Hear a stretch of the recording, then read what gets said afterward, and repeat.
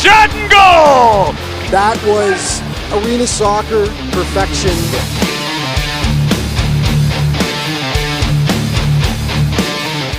With an absolute golazo! Goal!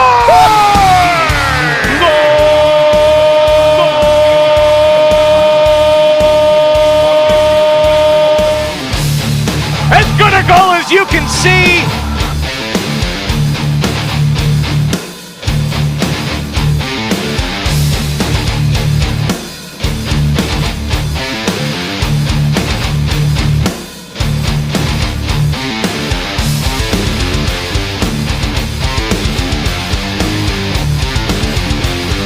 That was a heat-seeking missile.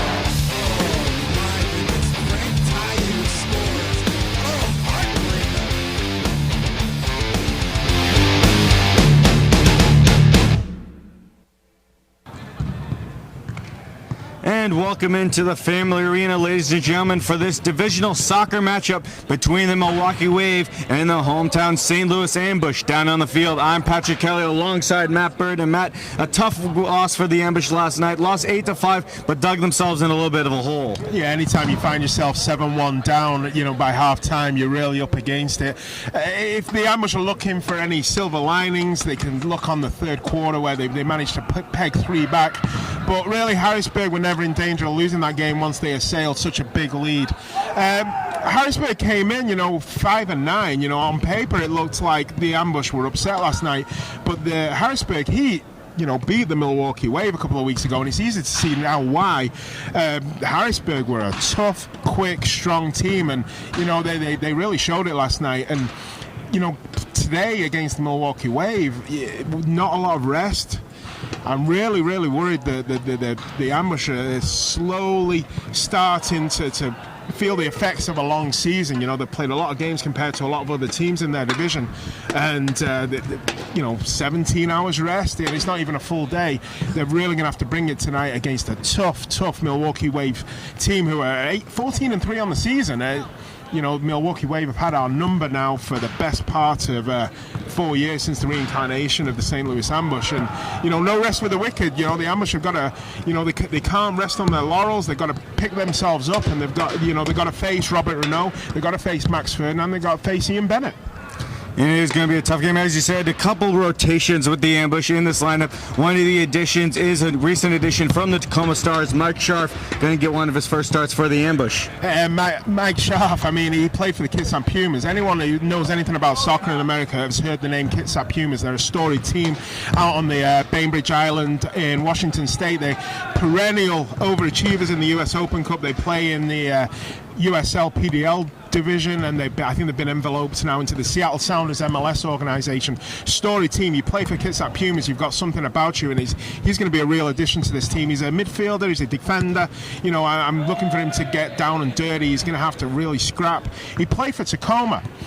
So he's played a lot of indoor recently, and with his experience in outdoor, I'm really hoping he can hit the ground running tonight for the Ambush.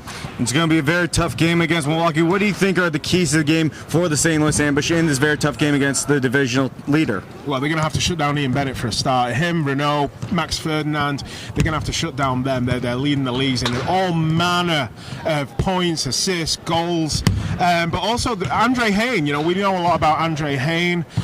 He scored that fantastic overhead kick last year. He's well known with the Ambush. He played here for a year, and also welcome back to Chad Vandergrift. He's a St. Louis boy. Played for the Ambush for 2 years, but the Ambush are going to have to get in their faces. I'm not sure that the Milwaukee Wave like it when a team is physical with them. We can't allow the Milwaukee Wave to play their game. We have to dictate terms on the field.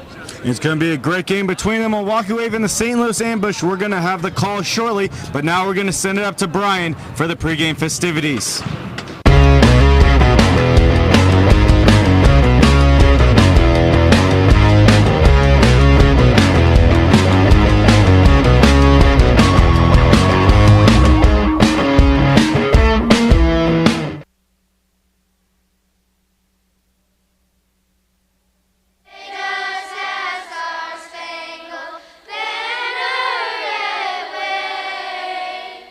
For the land of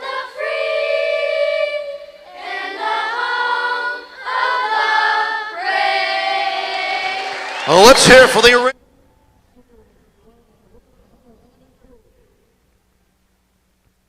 All right, fans, it's now time for the budget heating, cooling, and plumbing t-shirt toss.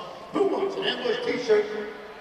And welcome into the Family Arena, ladies and gentlemen, for this must-win matchup between the St. Louis Ambush and the Milwaukee Wave. Up in the broadcast booth, I'm Patrick Kelly alongside Matt Bird. And Matt, the Ambush need to win tonight, need some help from their friends, the Orlando Seawolves, need to get the win against Kansas City. And then following that, the Comets will have to lose their next 2 games if the Ambush want to continue their season after tonight. The only thing there that the Ambush can control is tonight. They can only do what they can control, and that's win tonight. And it's a tall order. It's a tall order against a very good team that's really had the Ambush's number, as Brian Roth said, since 2006.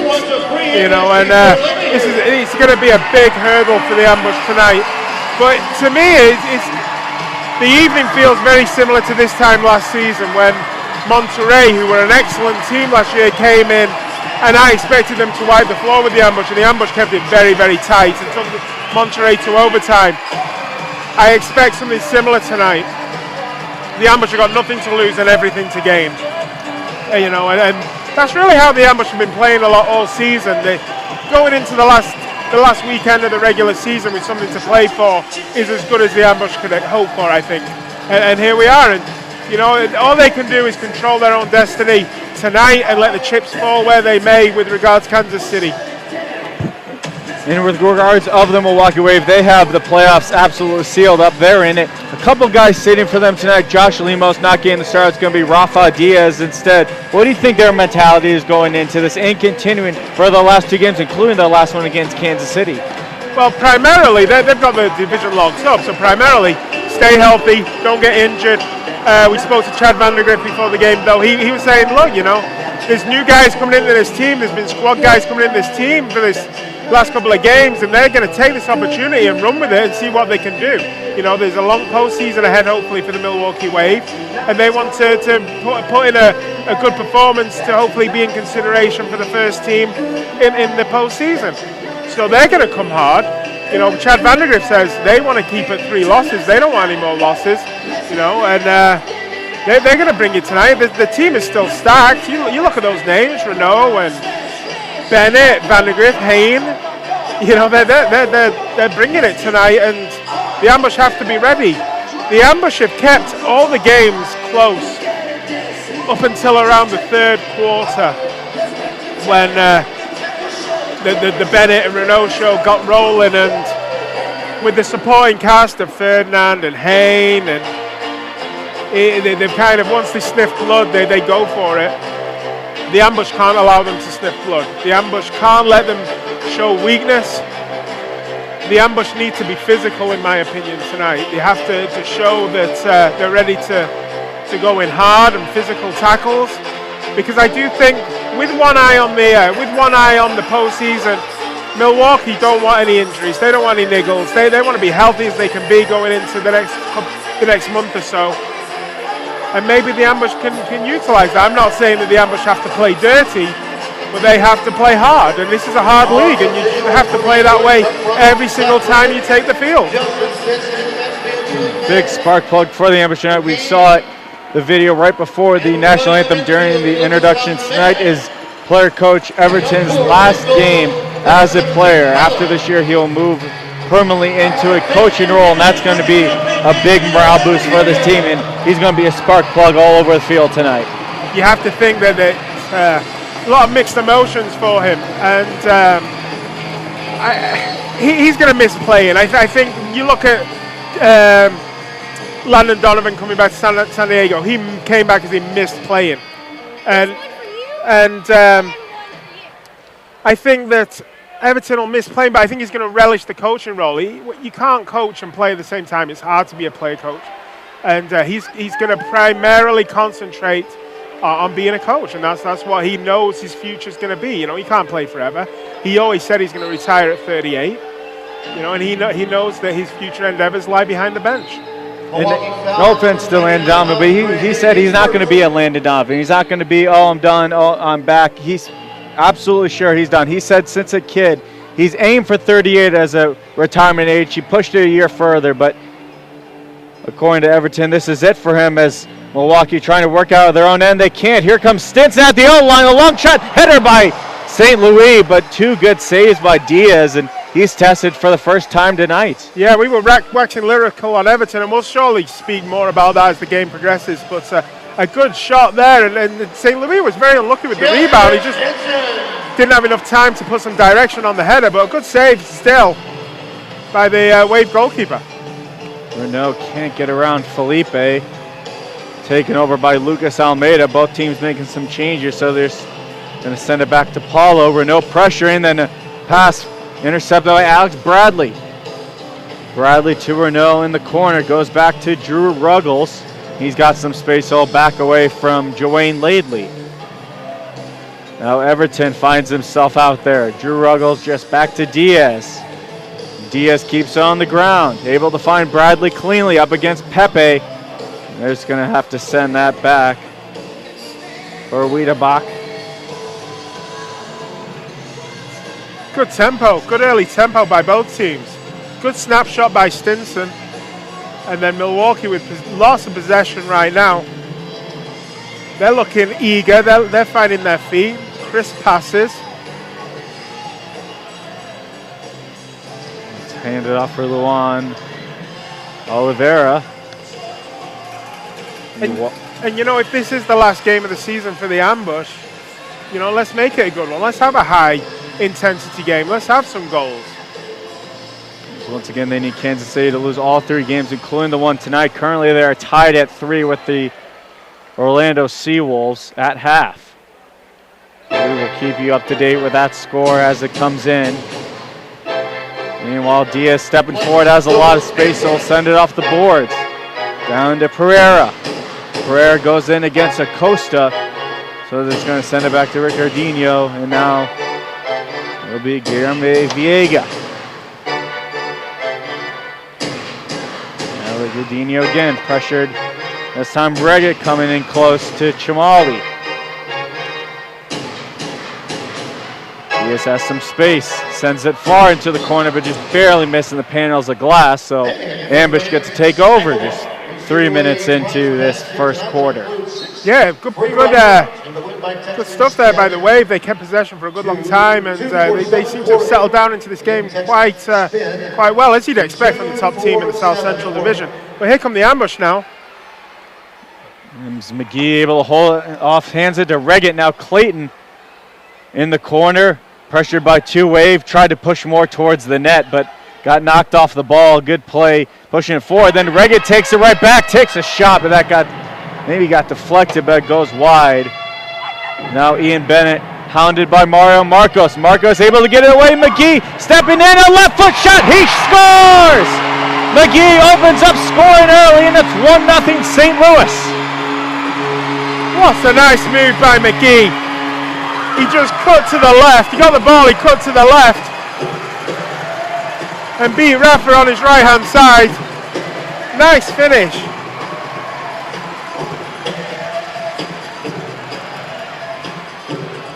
Great ball movement by the Ambush in that thing. Mario Marcos able to get away from Bennett. And then a nice feed to McGee. Well, it all came from that shot by Reggett that kind of he kind of hooked away from goal into the corner. And good work by the Ambush to regain possession and keep it. But nice move by McGee. Cut to the left.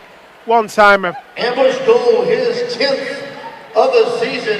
You know, 10 goals for McGee this season is really good return. Man, still has a lot of room to grow. That's one thing we talked about with Everton and company before the game, was not only the returning players like Paulo and Pepe who are in their second years, but first-year guys who still have a lot to contribute in the next coming years. Well, you said it right. I mean, we talked to Everton about how much Paulo's improved his second year as a goalkeeper. You know, as a shot stopper, he's beyond compare, in my opinion.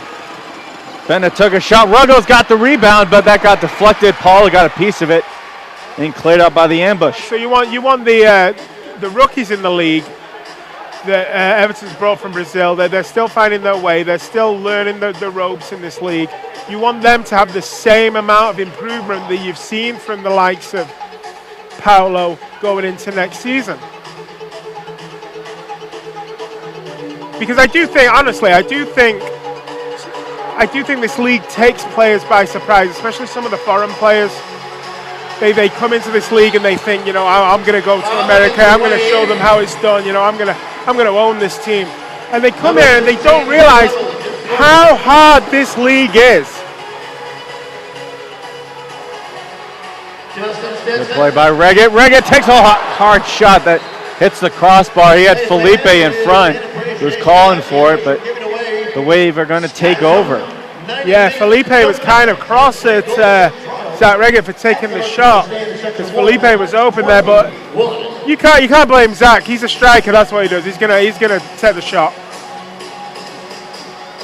But the Ambush are going to have to make every opportunity count in this game to be in with a shot of winning this game. Long heat by Paulo, and then stolen by St. Louis, but out of Diaz now. It's slide tackle by St. Louis, able to poke it free, but now we're going to have a whistle as a bad turnover by Milwaukee almost cost them a 2-goal deficit. Wow. I don't quite know what to make of that. Is it, early game nerves from Rafa there? The back pass kind of was a suicide ball, but the Wave get away with it.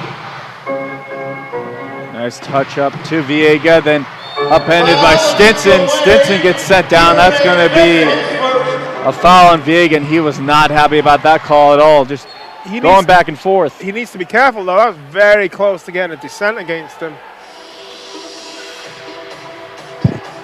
And Pepe with a lot of speed with his parents in the building. A long shot taken, and Everton almost tipped that in, but Pepe's parents here tonight, Arnaldo and Desiree. His dad, the last time he saw him was in his preseason game right before he had an injury in his rookie season, but the last time his mom, Desiree, saw him play live, according to him, was 8 years ago. So a big moment for Pepe, and thank God that suspension got lifted too, so they were able to watch him play in this game. Oh, for sure. I mean, we can talk about that. We kind of hit on it with Everton. I don't really like talking about discipline issues, honestly, because that's not my place. I'm not the league. I'm not the player. I wasn't there. But, everything was sorted out in the end, and the league and the commissioner figured out a way for Everton and Pepe to play this last game of the season. Is Milwaukee able to take it away in the offensive end? Sending it over to Alex Bradley. Bradley waits and able to give over to Weiderbach. Backing up with Stuart Grable as he's being pressured by Laidley, then trying to send it down to Bradley. Bradley breaks away from Acosta, then off the boards, trying to set it in front, but no Wave player could grab that till they got into the corner, and they keep possession. Grable tried to get it down to Pereira, good steal, but Pepe gets taken down and the ball goes right back to the Wave. Long shot taken by Weiderbach. Gets blocked by Laidley, then up in the air again, headed forward by Dos Santos, and Ambush able to get some changes going. And it does look like they are pressing Rafa and the back line of the Milwaukee Wave pretty solidly. They're trying to get to him early, and we saw that with the back pass that went astray before. But just that 2 minutes of Wave possession there, the Ambush defense was pretty solid, held its shape, kept its discipline, and the Ambush is going to need a lot more of that in the next 53 minutes of this game to keep this Milwaukee Wave attack at bay. Stephon St. Louis going to leave it for his keeper, then head down towards the net as Mike Scharf now has it. St. Louis native able to give it over to McGee. Nice play by Marcos as they spread the field a bit. Clayton now almost got knocked away from him by Robert Renaud. Clayton's able to settle things down for a bit. And Scharf waiting. Still not having the option, so he gave it to Paulo. Paulo just going to send it right down the lane, trying to find St. Louis. A good header by Vandegrift, trying to send that forward, but now it's Clayton under some pressure. A beautiful pass to Mike Scharf. Scharf Pulls away from Vandegrift. Has to reach, but gets it to McGee. McGee winds up for a long shot, and Diaz a good diving save. Scharf trying to take it right back from Bennett, but this time Ian Bennett finds some open area.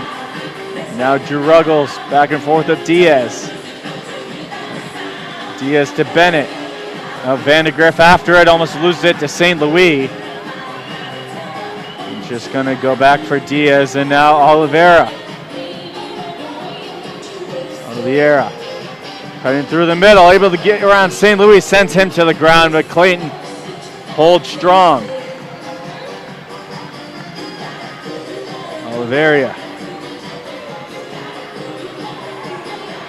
Marcos going after him. They wait, now stepping forward with it is Chamali. Couldn't go down the middle as it was broken up by St. Louis. Now Andre Hain gets slide tackled away. And it's going to go all the way back to Viega. Quality sliding tackles by Stephen St. Louis. Timed them perfectly, and that's the kind of stoic defense the Ambush are going to need. Because here come Milwaukee again. They cut it into Hain, trying to get back over to Oliveira. He's knocked down, not happy about that. There's another shot taken, that goes off the boards.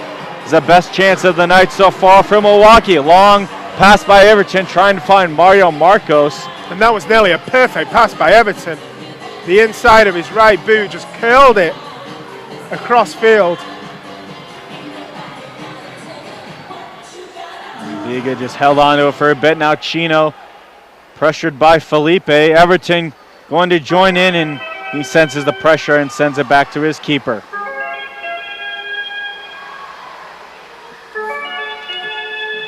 Passing around Viega, able to find Chamali. Pressure by Everton as Diaz has held on the ball quite a bit in this first quarter. Nice little toe trying to find Chamali, but that's going to go out of play, and we're going to have an official timeout with 4:40 left in the first quarter. That's the second time that Rafa Diaz has knocked the ball out of play. You know, trying to distribute the ball. I think he's kind of rattled. I think the Ambush have got to him early.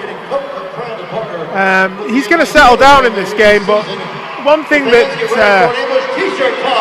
I don't think they expected was to be down 1-0 early.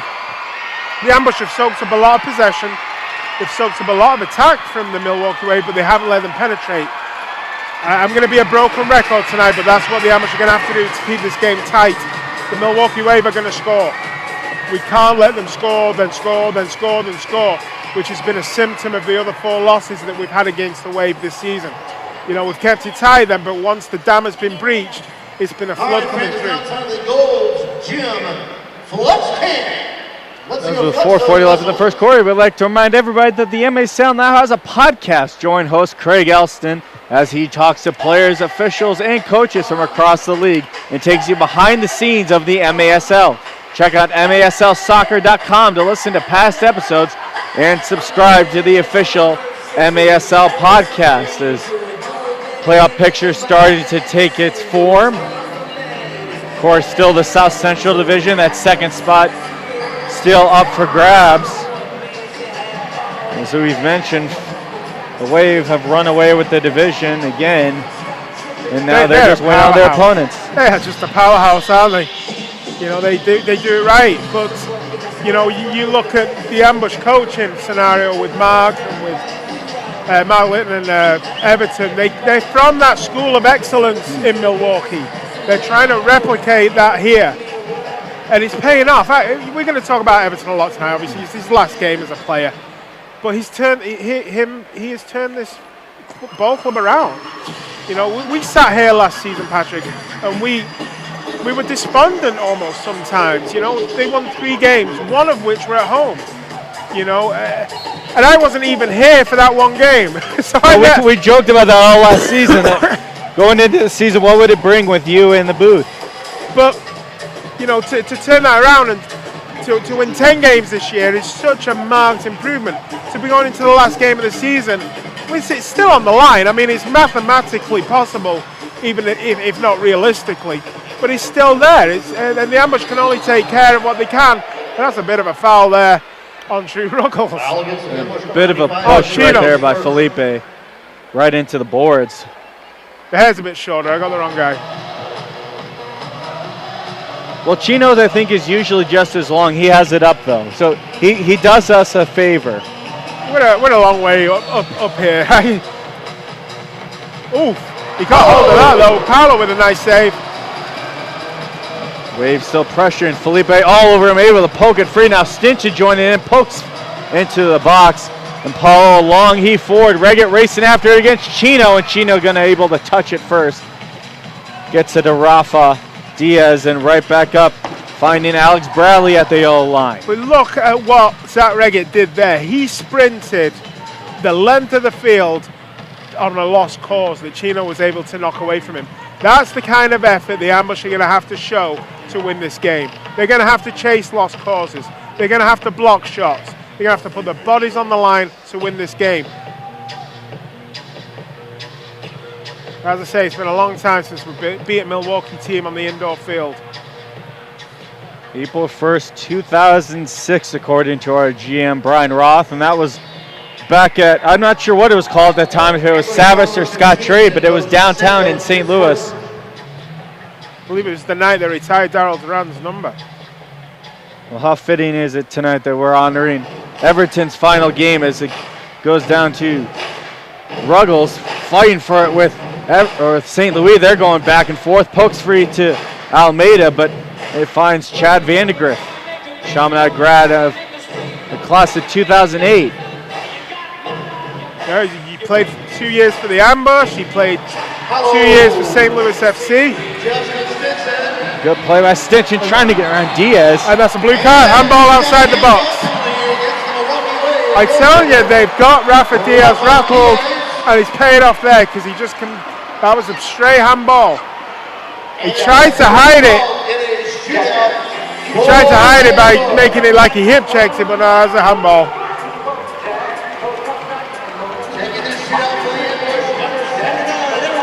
So Everton, how fitting, will take this shootout.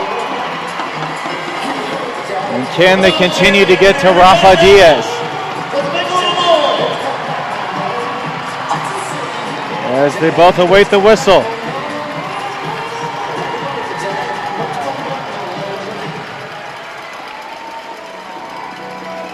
Have a day, coach. I'm going to step in and wait. Nice little move and a good save. Then guys to get the rebound. Still with it though, Everton trying to win it over to Almeida, or Stinson rather, and that's a hard fall as Stinson kind of took out the knees of a Wave player. That's Oliveira. Good save by Diaz twice. He stood up tall and made himself look big in that goal, and Everton couldn't find a way around.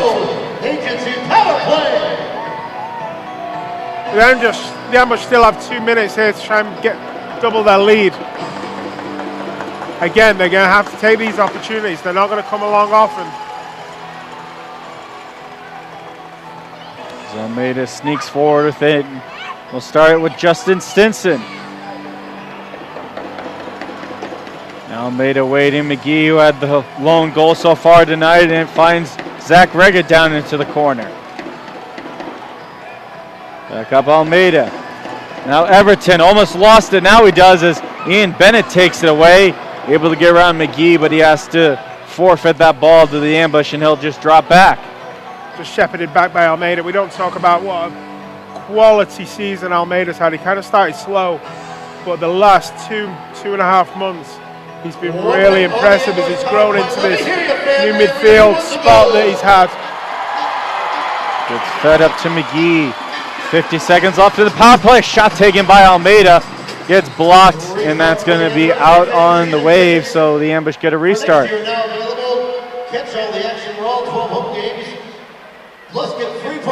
Immediately touched to Everton, right back Almeida. Almeida steps forward instead to McGee, waits. Now Everton couldn't take the shot as Chino was in tight, and it's deflected by Chino, I believe, and goes out of play, so the Ambush, with 38 seconds left on their power play, get another start with it. I think McGee should have took the shot, and he kind of whiffed on it. McGee trying to touch it back to Stinson, and Stinson stealing. Everton heads it forward, but then good touch by the Wave to push it back towards midfield. 20 seconds remaining in the power play. Everton for McGee, right back Everton. Reggins hanging out in that corner. Almeida waits, takes a shot, blocked by the knee of Ian Bennett, headed forward, and then Everton keeps it in. Has a shot, doesn't take it, in the feet of Ian Bennett, and then Everton takes him out, and that's going to be a foul on player coach Everton with just 3 seconds left on the power play.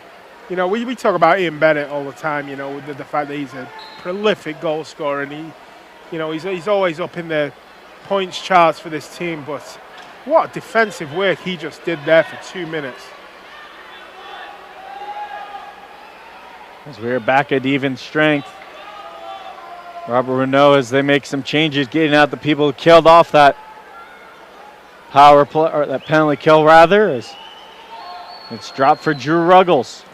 Ruggles sends it on the ground, keeps it, trying to get to Hayne. Now Renault stepping through, and Mike Scharf, not sure of what he did, but the Wave player got pushed to the side, and that's going to be a restart for Milwaukee. Not sure what happened there. I can only presume they just dragged the guy down as he was trying to control the ball. Ricardinho will take it. Drops it down low. Ruggles off the boards. Now the rebound shot, and that goes in. Ricardinho from the top of the box just sends it bar down, and it's a tie game. And he caught that sweet as you like. You know, first time, swing the boot. He knew exactly where that was going. He dropped nicely for him. He didn't have to put a lot of power behind it to blast it past Paolo, but Paolo was left flailing. He really had no chance with that. We look here, just dropped nicely for him, just swung his foot. He let the ball, the power of the ball come into him to provide the power for the shot going past Paolo. Really nice finish. And that's what the Wave do. You don't counter on that power play, add to your lead, and they made the ambush pay right there. That's why they're top of the league. That's the first real chance they've had in the game, and it's 1-1. Double hierarchy shots goes all the way down as they were just killing time, as that is the end of the first quarter, with the Wave just getting right back into it in the dying seconds. Good first quarter by the Ambush, I felt. Good first quarter. They've had to absorb a lot of pressure that the Wave have come at them, but you know, aside from that last shot there that Ricardinho had, they've not allowed the Wave to transpose that possession into opportunities. And the Ambush have had a couple of chances themselves. Obviously got the goal from McGee. A nice finish as well. He cut to his right hand side, was able to slot it past Diaz. I do think they got to Diaz early. I think Diaz coming into the team instead of Lemos. He's got a couple of jitters maybe. He's not quite used to the defense around him. And the Ambush knew that, and they capitalized that and tried to put pressure on that, and it paid dividends. But as you said, you know, coulda, woulda, shoulda. A minute ago, we could have been going into the end of the first quarter 2-0. But it's the consummate Milwaukee Wave. You give them one opportunity to score the goal, and it's a totally different story now. We'd like to remind everybody during this break that outside of being on the team, the best way to know what's happening in the MASL is to tune in to Kick This. Every weekend, Soccer Sam discusses the ins and outs of all the MASL action. Find Kick This every Saturday at 11 a.m. Eastern on iHeartRadio. All right, fans, direct your attention to section 118. We have a fresh. The Ambush have broken their huddle. A nice little announcement from St. Louis Ambush goalkeeper Paulo is going to be shaving his head for the St. Baldrick's Foundation, the St. Louis Wireless Vision Conquerors Childhood Cancer Center on April 17th, 2019 in St. Charles, 294 on Veterans Memorial Parkway in St. Charles from 2 to 6 p.m. You can go down, you can donate, you can get your head shaved along with Paulo and some other St. Louis celebrities around here. It's all for a great cause, of course, childhood cancer. So a great move by Paulo to be stepping forward and doing that. No chance of Stephen St. Louis getting rid of the dreadlocks, though. No, he's. I doubt. I think there's, and that's another thing. They're going to ask more players. One person who's definitely not going to do it would be Stefan St. Louis. I don't think Joanne Laidley's too. I mean, He's got that side. I feel like if you have a fade, you can go full bald. Hey, Douglas DeSantos can do it. Although, what's the chances, do you think, of getting Robert Costa to get rid of the beard? Does that count, though? I don't know if that counts. He's so nice. He'd do it. Oh, absolutely. He's so nice. I guess we should talk about a game. Oh, absolutely. Oh, yeah. That's correct. There is a game, yes. They send it down trying to find Reggett, but just barely stays in play. It took a weird bounce on the bottom of the boards, and sending it in front was Reggett. But Andre Hain going to take it, trying to get around Clayton. Nice pass forward, trying to find Ian Bennett, but just too far for him, so he's going to have to spar with Paulo for that, but Paulo able to move it up to his defense. Nicely done by Paulo there, but what a pass by Hain to find Bennett all alone like that. Really good pass by the Lindenwood alum. It was stolen by Stinson, trying to feed Reggett, who was wide open in the middle, but it gets deflected by Chino, and now speaking of which, here comes Chino.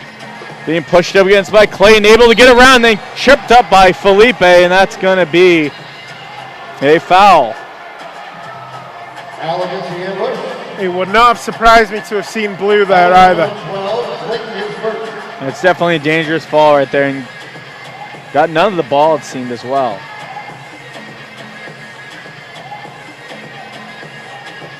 Viega, nice pass reverse in direction down to Bradley. Back up the boards, feeds Viega. Now he has to wait and just sends it back to Chamali. And further for Diaz. Diaz wearing shorts as he sends that into the corner, trying to go off the glass once again, but once again just barely missing it right there where that panel of glass ends. Did the exact same thing in the first quarter. Away foul number 12, Stuart. The Ambush have to keep the pressure on him. They have to keep him rattled. They can't allow him to get into his rhythm. They can't allow him to get into a flow of the game. It seemed that the Ambush had a philosophy of kind of shoot on sight on him in the first quarter. Keep that. Keep him active. Keep him second guessing what the Ambush are going to do. Pass off the boards, intercepted by Lately. Then he's taken down. Going back and forth, Oliveira able to feed it through. Pereira takes a shot and a good save by Paulo. Immediately chucks it forward for St. Louis. Right back for the keeper. Sends it towards the middle. Pushing forward was Chamali. Now Oliveira trying to get it down to Renault, but the Ambush keep clearing it out of their own end, but can't grab solid possession. Stuart Grable steps forward for a bit, then drops it back. And Ian Bennett gets a touch. They're getting it back to Wiedebach. This is the Wave at their best. They're just controlling the game. They know they can score. They just have to find a way through that Ambush defense. The Ambush defense is going to have to stay solid, keep the shape. And the Ambush have to try and get an unforced error against this Wave team. And it's harder than it sounds. Pass towards the middle taken by Acosta. Used pressure briefly. Now Paulo trying to send it all the way forward to St. Louis. Nice header by Bennett, and then a feed trying to find Renault in front. He was all alone, but Paulo able to step forward and hold on to that. Trying to get to Dos Santos. It's intercepted. Here comes Renault, a shot and a good hand save. Rebound by Renault, and Paulo has to come out of his net. Another big save, and now he lets it high out. Vandergrift touches it. Ricardinho able to get around Laidley, and then that touched somebody, I believe, on the other side of the boards. Perhaps got a clip of that sign, so it's going to be a dead ball. Foul, 18, Joey Laidley is first. So Laidley gets the foul. Good chance there by Renault. Good save by Paulo, but every time I watch Robert Renault play, I can't help but be impressed. Renault with it. Cuts across, falls down, but not before he gets it to Bennett. Now Bennett doing the exact same thing this time. He's able to find the far side shot, and it's a goal for Milwaukee, and he makes it 2-1. He made that look far too easy. He's what? I don't know, 20, 25 feet out. Curls it around everyone, around Paulo's outstretched hand, and cuts it into the outside of the, into the inside of that post. Here he is, he just knocks it to the right-hand side. Curls it around everyone, and Paolo, very, very good finish. He made it look too easy. Used Acosta as a screen there. Maybe even went between his legs there as well. It's a beautiful shot for Ian Bennett's team-leading 39th of the season. He's just a goal scorer, man. He is a goal scorer.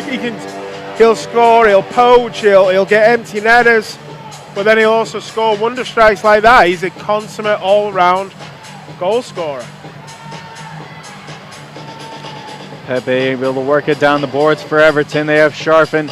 Mario Marcos in front. Good play by Everton. Spins around, takes a shot, deflected by Diaz, and then cleared out. The header by Pepe, though, to open space is going to be found by McGee. Mario Marcos able to get around the big man, Hayne. Nice play to Everton, and Everton knocked down by Hayne. And Chino able to grab it. Chino trying to work past Pepe with his speed, but can't get past him, so now Paulo way out of his net. Touches it to Mario Marcos. Up the boards, Everton waits, trying to feed it over to Marcos, but that gets deflected by the Wave. Now Alex Bradley lifts it forward again. Ruggles can't get the header. It was headed by McGee.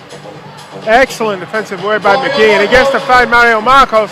Great play by Marcos, and he took a shot with his left boot trying to beat Diaz. He was coming out of his net, but that goes wide, misses everything. But Diaz did enough to put him off. That's why the ball went over, is because Diaz did enough to put him off, and Diaz did his job well there. We'd like to thank Mercy for providing the tickets for this charity to attend tonight's game. Oliveira able to work it back for Chamali. Pereira for Chamali again, pressured by Zach Reggett. Diaz has some space, he's going to use it. It's a to Pereira. Give and go, trying to find Pereira again. This time Paul comes out of his net, sells it with his chest, and lifts it more towards midfield. Taken by Bennett. Pushed on against by Acosta. And Pereira is going to restart it all the way back, but here comes Reggett pressuring Chamali. Out of his net was Diaz, up to Pereira, and he's knocked down. That's going to be a foul on the ambush.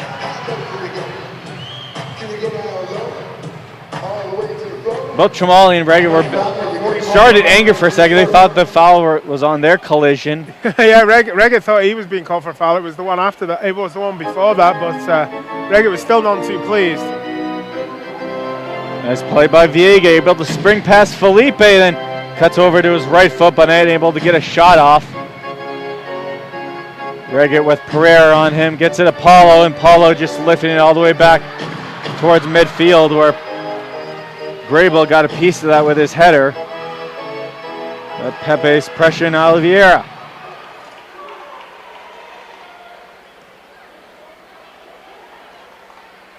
And Ian Bennett sends it back for Diaz. Diaz crosses the yellow line, then sends it down, trying to find Robert Renault. Renault waits. He moves it over to Weidebach.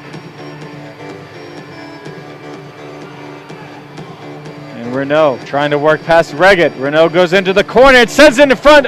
Unbelievable play. Bennett, I think he knew what he was trying to do there. Knocked that from behind. I want to say that was just a chance one, but then it was Ian Bennett, so I have a feeling that was meant to be. If it was anyone else, you say, oh, he didn't mean to do that. But because it's Ian Bennett, you're like, oh, yeah, he meant to knock that in off the back of his heel without looking at it. It would have been a little unfair on the ambush if had that have gone in. But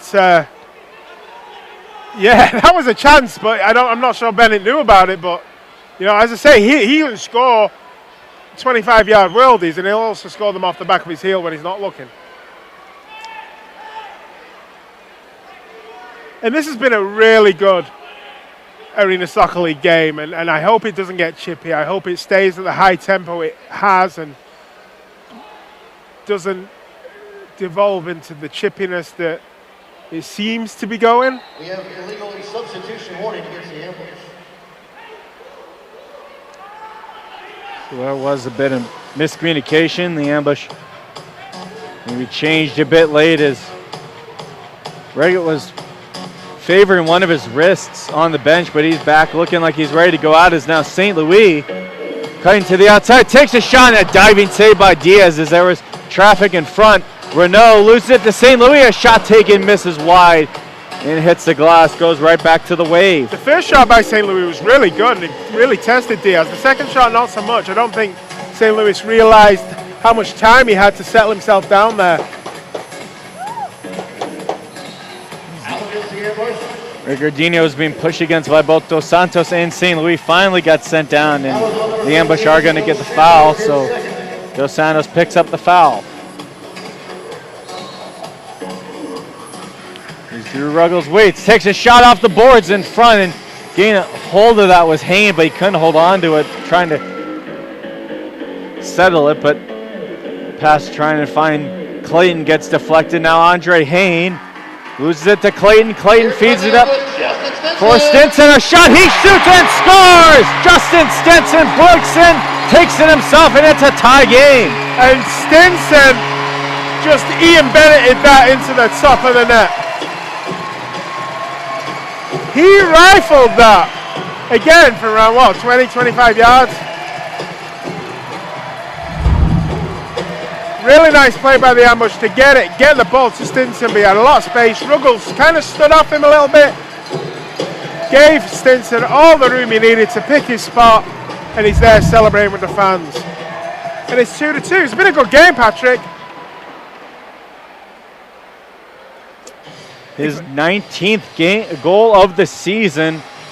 That's a big one to get the Ambush back in this, and that's all they need. Just get it to this third quarter, and that's going to be the big one for the Ambush, is how they respond at the half with how the Milwaukee Wave have responded, not just in the games they played against the Ambush, but how they've performed in the third quarter all this year against the entire MASL. Yeah, it was our Achilles heel last season, the third quarter. We would get to half-time, up a goal level, and then it'd all crumble, it'd all fall apart. This year, the third quarter, we've been more solid, let's put it that way. But against Milwaukee, you're always going to have a bad quarter against them, and it always seems to fall apart for the Ambush in the third quarter. If we can get it to half-time, we'll see what happens, but we can't let lightning strike again. Ambush have played really well. They've been very defensively solid. You know, that goal that Bennett scored, there's nothing you can do about that. He just bent it. He couldn't go through the defense. He just bent his shot around everyone. But you know, goals like that aren't going to win this game. You know, it's the one off the back of his heel, the sloppy ones that will cost the Ambush the game. It's those sloppy goals that the Ambush have to stop, because a lot of the goals, you know, especially in the last month, sloppy goals have cost the Ambush dear. Paulo and Robert Acosta and Pepe and Felipe are quality. They're quality defenders. As a unit, they're really good, but individual errors every now and again have cost this team dear. And that's me being really, really critical. I'll be honest with you, that's me being really critical, because it's been a heck of an improvement this season. But his consistency, that's the crux of the matter, his consistency. Putting together a solid 90 minutes against a top team. 60 minutes, not 90.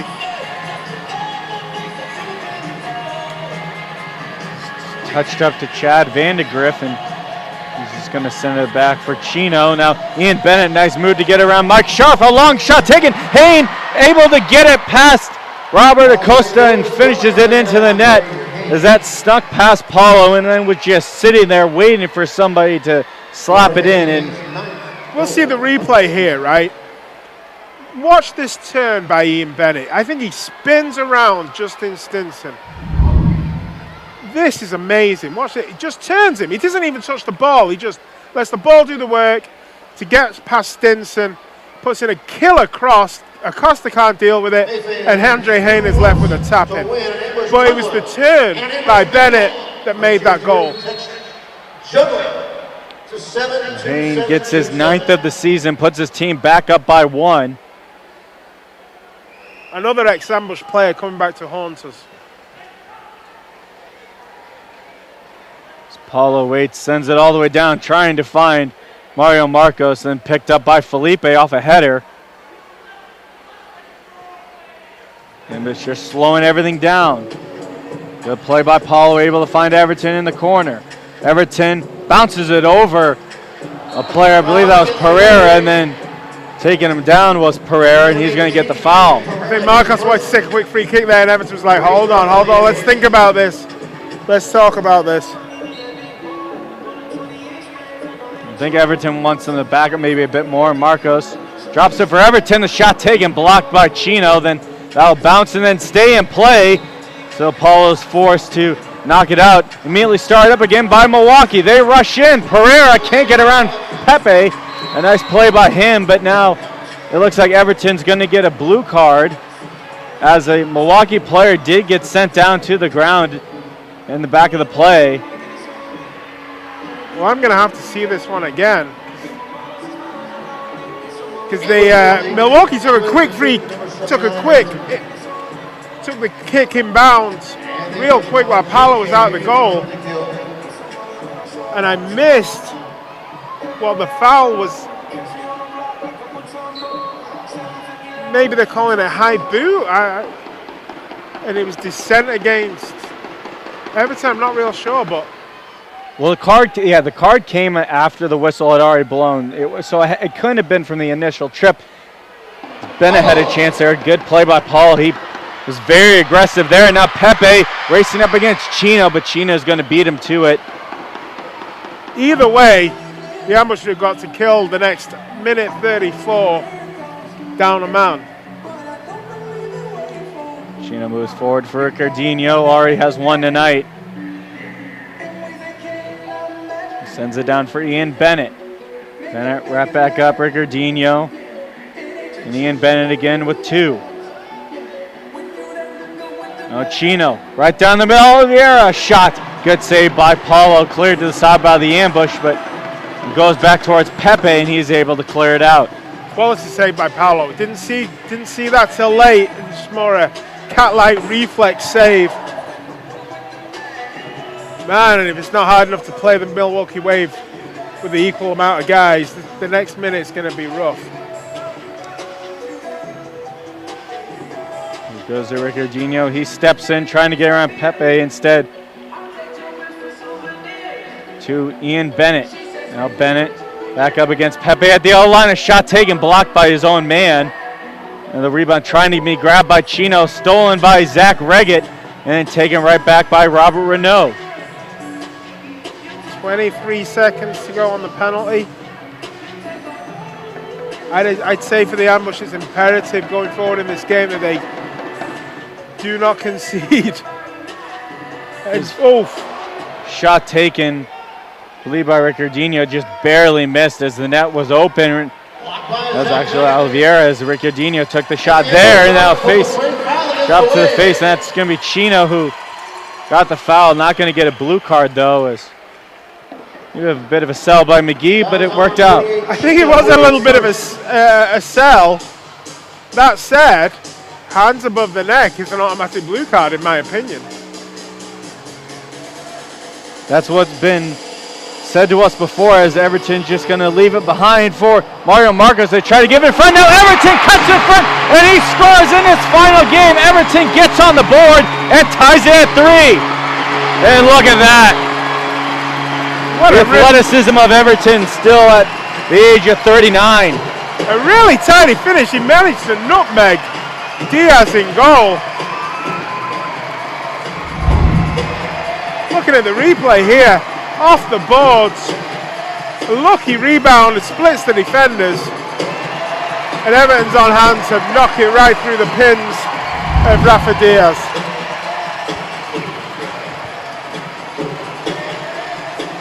For Everton, it's his third of the season, and it gets his team back in this one in the dying minutes of this first half.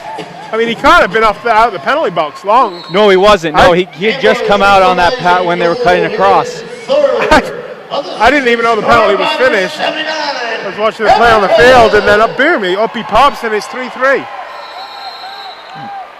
Caught Diaz from behind as Chino's going to get a blue card as He originally hit Stinson, I believe, in the face, and now the Ambush get a huge power play right after a big momentum swinging goal. Well, it has descended into chippiness. Chino was not happy with that at all.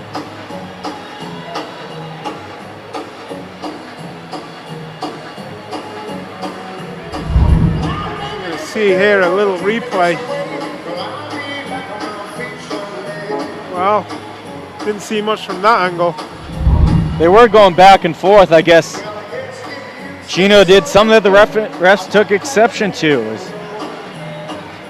Is talking with the players and coaches, you know full well that there's a lot of chippiness that goes on in this game in the corners and stuff. It can be a rough game, but well, you know, it's what, the fifth game of the season between these teams. They're bringing in rivalries. They're bringing in grudges from games three games ago. Good play by Reggett trying to find Lucas Almeida. Instead, it's going to go right back to Almeida and then back for Everton. Justin Stinson finds Everton, who just tied it up. And to McGee, back to Everton. In the middle, trying to find Reggett. He was going to leave it for Stinson and does so. Stinson works it back to the defense. Everton, a long shot, goes wide. Now Stinson, a shot and a diving save by Diaz, lifted out by Ian Bennett. One bounce, two, and just barely stays in play. Good save by Diaz, too, on that Stinson shot. Come on, fans, who wants to go? Let me hear ya! Everton to McGee. They go back and forth. Everton pressured by Ian Bennett, able to push away from him. And then to Zach Reggett. McGee had some space, instead holds up. Now gets it down to Zach Reggett off the board. Stinson, Tanek to Reggett, the shot taken, and a good save by Diaz.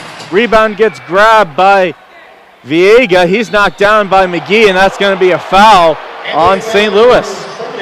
I didn't think there was much there, but the referees called it.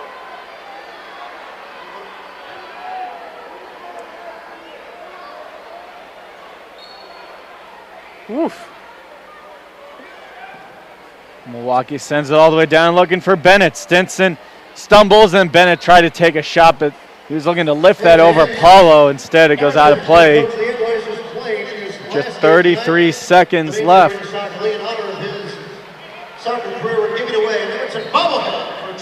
Absolutely quality. 30 minutes of soccer here in the first half of this indoor game. Both teams going at a hammer and tongs. Yeah, part of me was thinking that the Wave were going to come in here with not much to play for, honestly. I mean, we talked to Chad Vandergriff. He wants to keep they want to keep the losses to 3, obviously. That's a goal! I believe Stinson's going to get credit for that as Everton knocked it up in the air, and Stinson, the beautiful finish, beats Diaz in the Ambush, reclaim their lead. One time, right foot. In the left-hand corner, that was a really tight angle. Pinpoint accurate by Justin Stinson. I mean, it was a nothing play. Almeida just chips it over. A rebound, and it just drops so nicely for Stinson. That is one. It was a nothing play. There was nothing going on. It was a nice pass by Almeida, but the first touch by the receiving player wasn't great. It kind of bounced off a Milwaukee player, but it dropped ever so nicely for Stinson. Stinson is second of the game, 20th this season. I don't think Diaz looked ready for that at all. He was kind of hugged against his post a little too much. I wasn't ready for it. There we go, that's fair. But Stinson, he was ready for it. He's the guy that counts. Again, a consummate goal scorer this year for the Ambush. Just instinctively knows where the goal is. The ball dropped nicely for him. He just put his laces through it, and Diaz is picking the ball out of the back of the net. Ambush going to work with it in their own end. Paul sending it right up the middle. Dos Santos got that deflected. Lately having to race back as a long shot taken by Ruggles. Deflected wide by Paulo, and that's going to deflect out of play. So the Wave will get the ball with just 30 seconds left in this half. Immediately start it back up. Trying to get this game tied back up. Ricardinho for Drew Ruggles. As time is running down, they try to work that at the boards, but slides out of play. So the ambush will hopefully be able to hold on to this for the rest of the half. You know, the ambush were 3-2 down. They were down a man with Everton in the box, and I thought, oh no, here we go. The Wave are going to start piling on here. If you'd have told me 4 or 5 minutes later that the ambush would take a 4-3 lead with 10 seconds to go before halftime, with a restart here, it could be even better for the ambush. But if you'd have told me that the ambush at halftime would have been going into the changing rooms with a lead, I'd have been amazed. But here we are. We're going to add to it as St. Louis, a hard shot blocked by Renault. Point blank, as 5 seconds left, trying to have one last chance, send it all the way down. That's going to go out of play, headed by Chad Vandegrift. So 2.5 seconds the ambush have left in this half. 2 wants to go. Let me hear ya. They set up a 3-man wall. It's going to be Almeida to take it in the corners. There's Zach Reggett, Everton. Goes over to Everton, the shot taken. Now the rebound, that gets deflected twice by the Wave as they blocked it in front. A great play to keep this game 4-3, but the ambush going to the half with a big lead over this Wave team. Yeah, a little unfortunate there. I don't think that the Wave really should be going in the locker room a goal down, but them's the breaks. You know, another goal there in the last couple of seconds of the first half would have been the cherry on the cake. But the ambush, a lot of resilience there, a lot of character. We spoke to Mark Litton before the game. He's talking about culture, character. We just had it there the last 5 minutes of that first half. The culture of this team has changed completely from last season. And, you know, this time last season, we'd be 5-0 down against a quality Milwaukee team. And that's the nature of what Everton and Mark and Jamie and Shelley have done with this ball club. So going into the half, the ambush have a lead over the division leading Milwaukee Wave. We're going to take a quick break, but we'll be right back with the second half action. You're watching the MASL on MASL TV. Check us out online at championshipgameday.com or call me, Larry G, at 314-606-9520 and let's plan your part. And let's welcome back to the field your St. Louis English Renegade Dance team.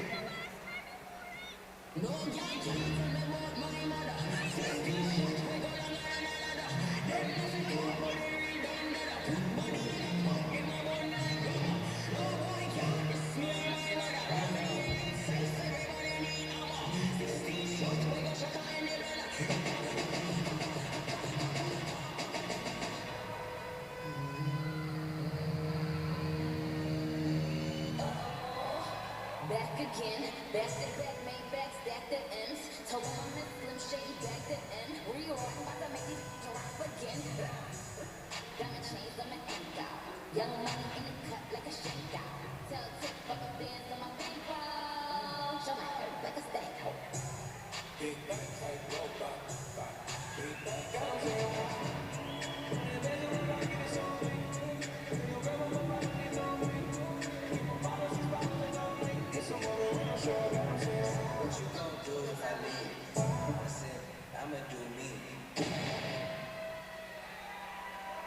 Let's hear for your St. Louis English Renegade Dance team.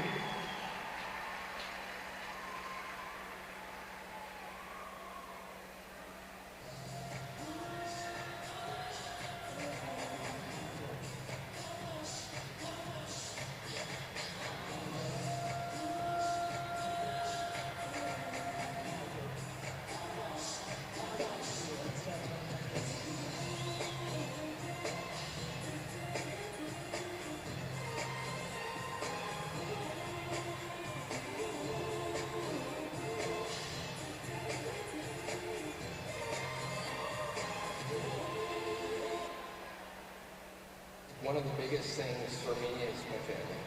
I'm doing a 12-week challenge. My whole family motivated me, and I think that's a huge part of my success. In 12 weeks, I lost 47 pounds.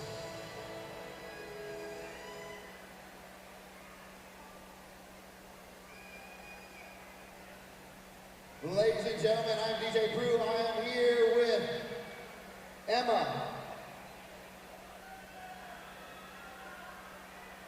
and Abby. Emma is from section 102. Abby is from section 117. They have been selected tonight to go head-to-head to win the gold membership. In order to win, you have to be the fastest person to get through the challenge. We're going to put a video up on the board. It's going to explain the challenge. But basically it goes like this.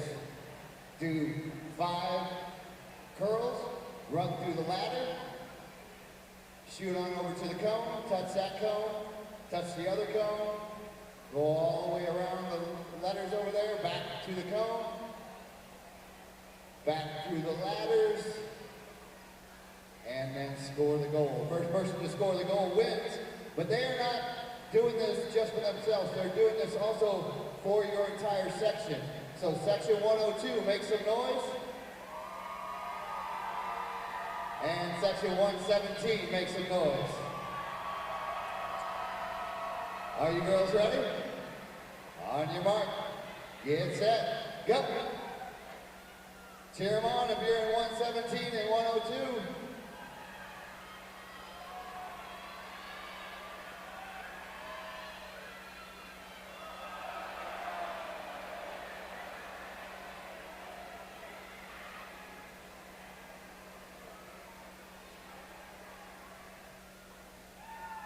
Go.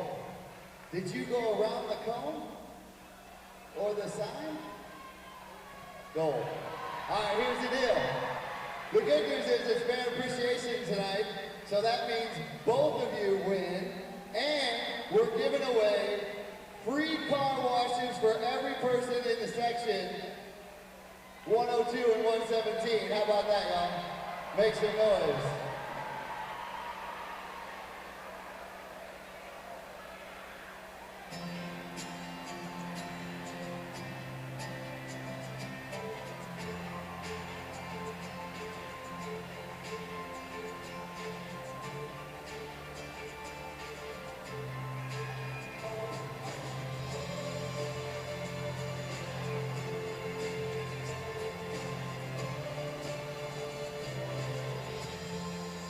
Ready for anything. At Mercy, your life is our life's work. Hey fans, would you like to be a season ticket holder next year? We are giving away one season ticket here tonight. One lucky fan. For a chance to win, text season to 28748.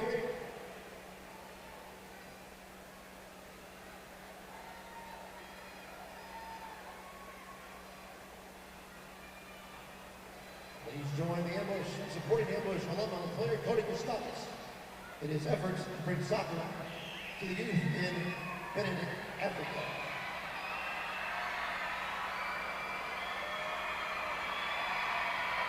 Cody joined the Peace Corps last summer and is teaching soccer on the youth in his village, and he needs your help as they don't have any equipment. So support by donating $10 to the Cody Kostakis. It takes a village fundraiser and receive the ambush to help him.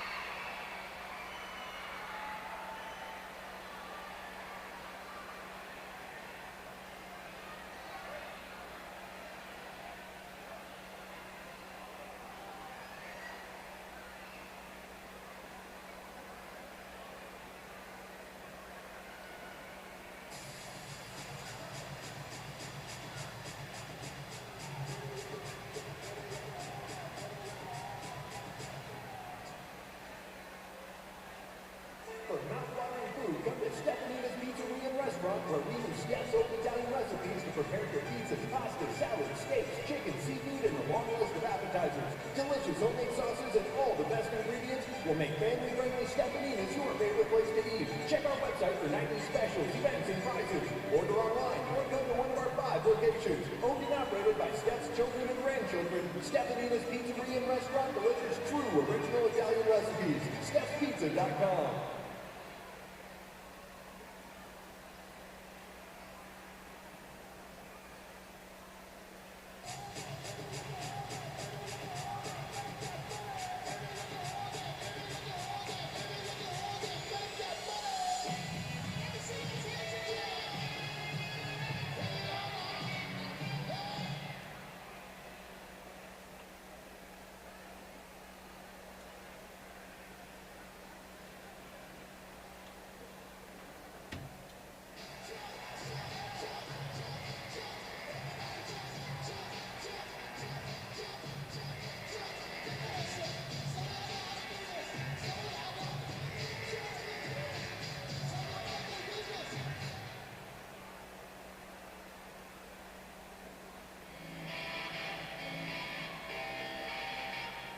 the best car in April.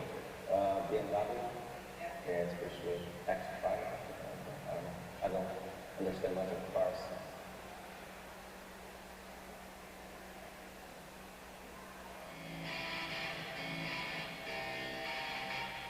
What's the best car? It's probably great. I love my dude.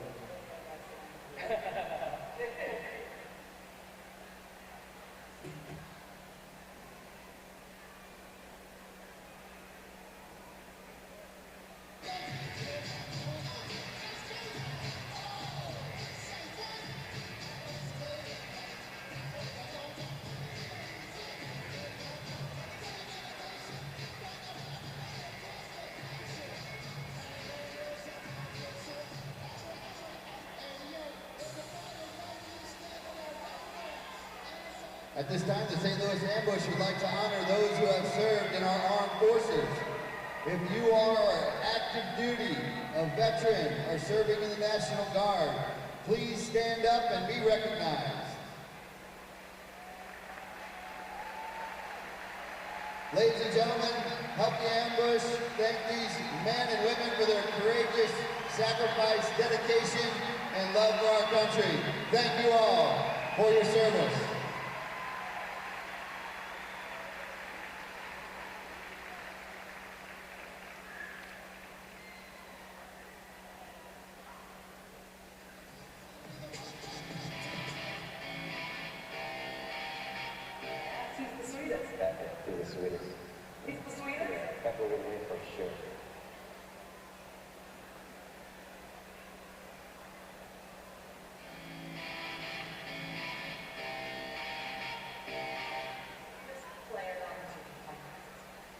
For sure.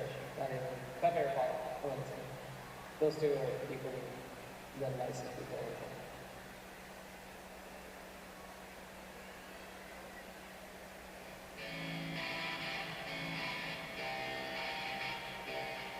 The best car? Ooh. Depends if I want to go country or city. I mean, probably 49ers. Got that nice Jeep with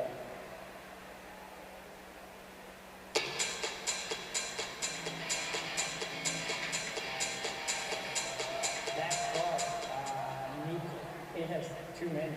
He's too many. Too many. He has, I think, BMW 2 or 3 of them. He has an Alfa Romeo, motorcycle. He has all kinds of things. Tough life, I'll tell you that.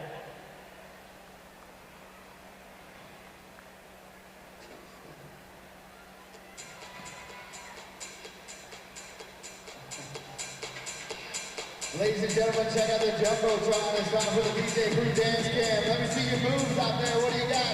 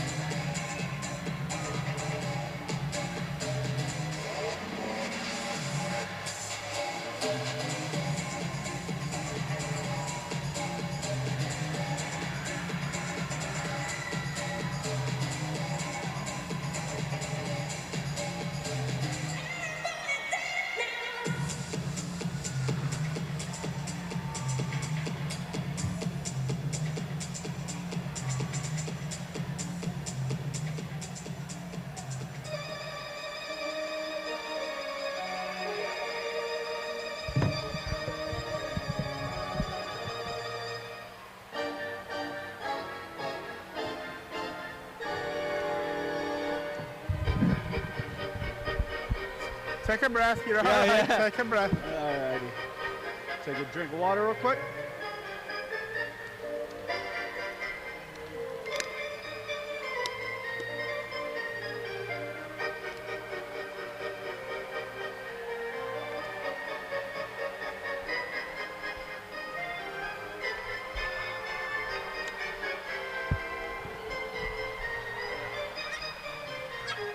You can have the rest of these, buddy.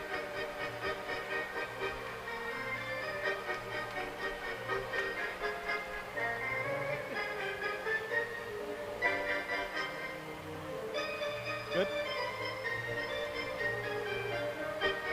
Ready when you are. And welcome back into the Family Arena, ladies and gentlemen, for the second half of play. As the St. Louis Ambush lead the Milwaukee Wave 4-3, heading into the second half of play.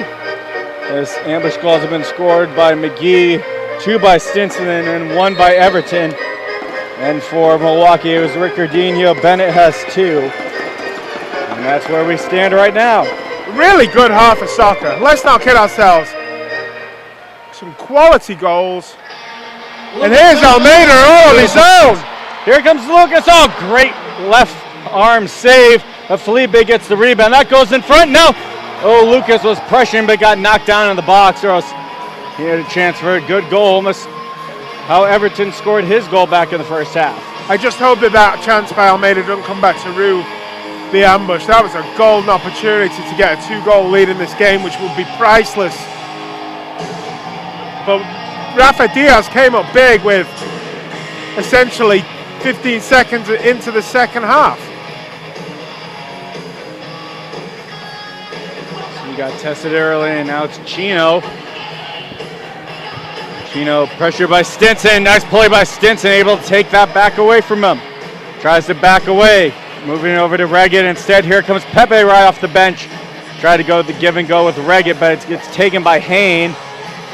Now Renault, a nice touch forward.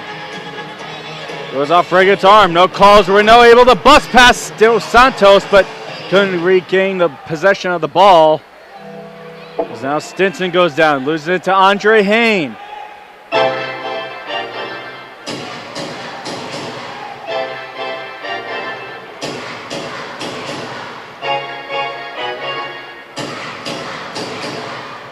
Now Alex Bradley.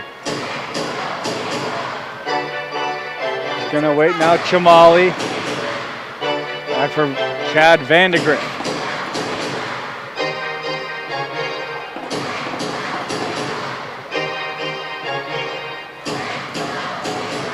Now Diaz for Vandegrift again, but goes back to Diaz. After that initial flurry by the ambush to start the second half, it's like the Wave are just putting their foot on the ball, just controlling things, settling the game down.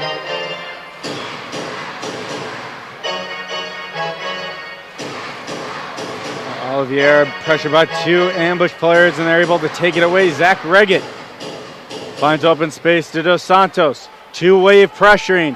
Hollow able to get away, then Pepe taken down by Vandegrift in front. Good play by Dos Santos, still up in the air, reaching for it is Paulo. And Dos Santos doing a great job of clearing it out. Zara cried in the box, trying to get a dirty goal right there. Reggett all over the Wave player. That was Chamali, and that's an easy call for the officials. Well, the ball was there to be won, though, and Reggett tried to win it. He just... We're in Hollow Elementary. Goes up the boards down for Alex Bradley. Gets that taken away from him by McGee, but the Wave take it right back over. Vandegrift back for Ricardinho. Fort Sumo East High School Girls Soccer Program. The Rays soccer team. Vandegrift backs up more. Dos Santos pressuring him, and they just hand it back for Diaz. 2010 girls. Now Alex Bradley. Pressured by McGee, and he just sends it back to his keeper. Far away from McGee, and then given forward to Pereira. Pereira spinning away from Everton. Just has to send it all the way back for Guilherme Viega.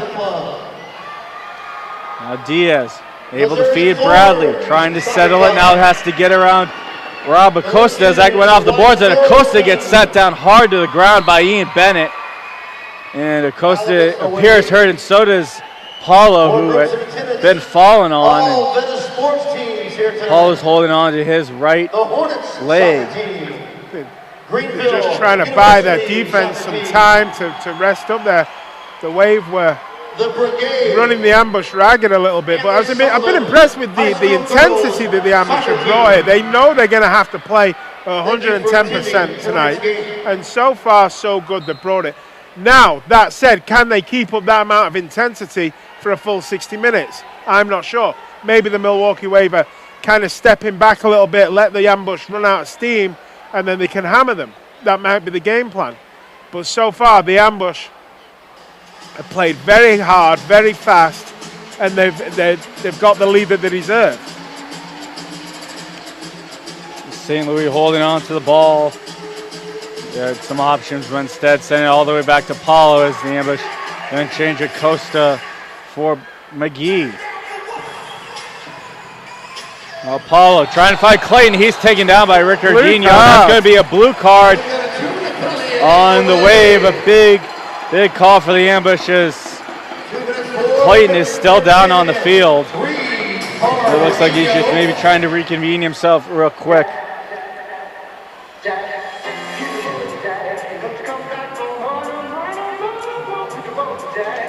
Well, Clayton went down pretty hard from that spot. I'm not sure if it was worthy of a blue card myself. It seemed like a regular foul, but I mean, Clayton hit the deck pretty hard nonetheless.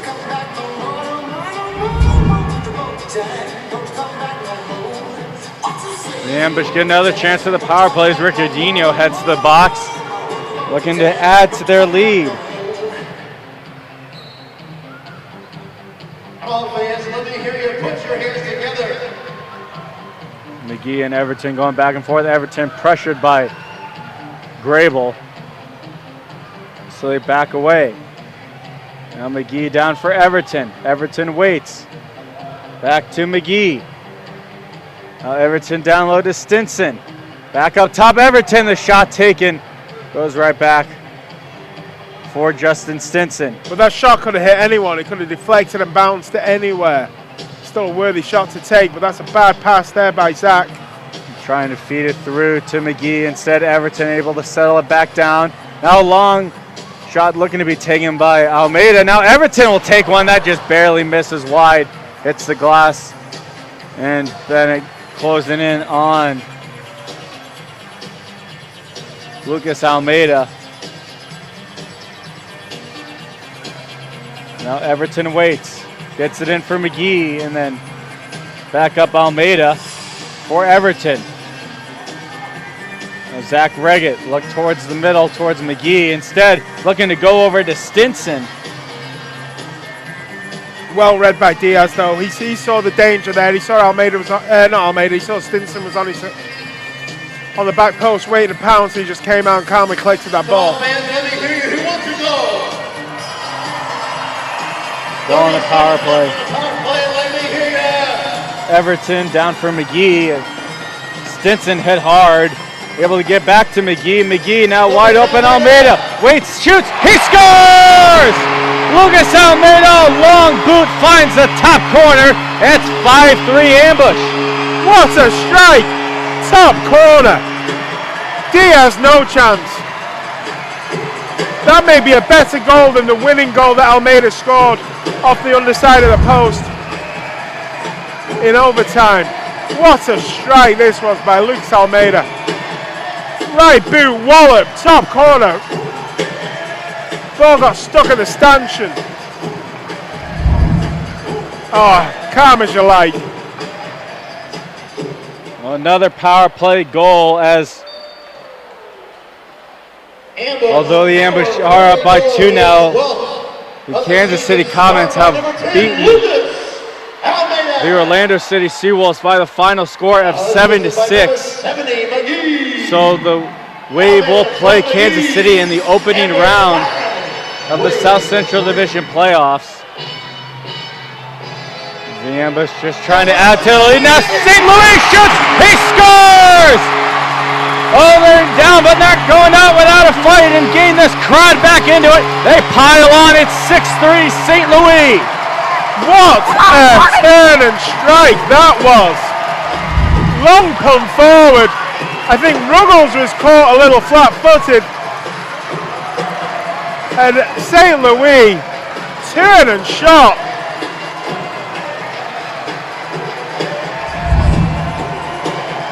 That was beautiful, Patrick.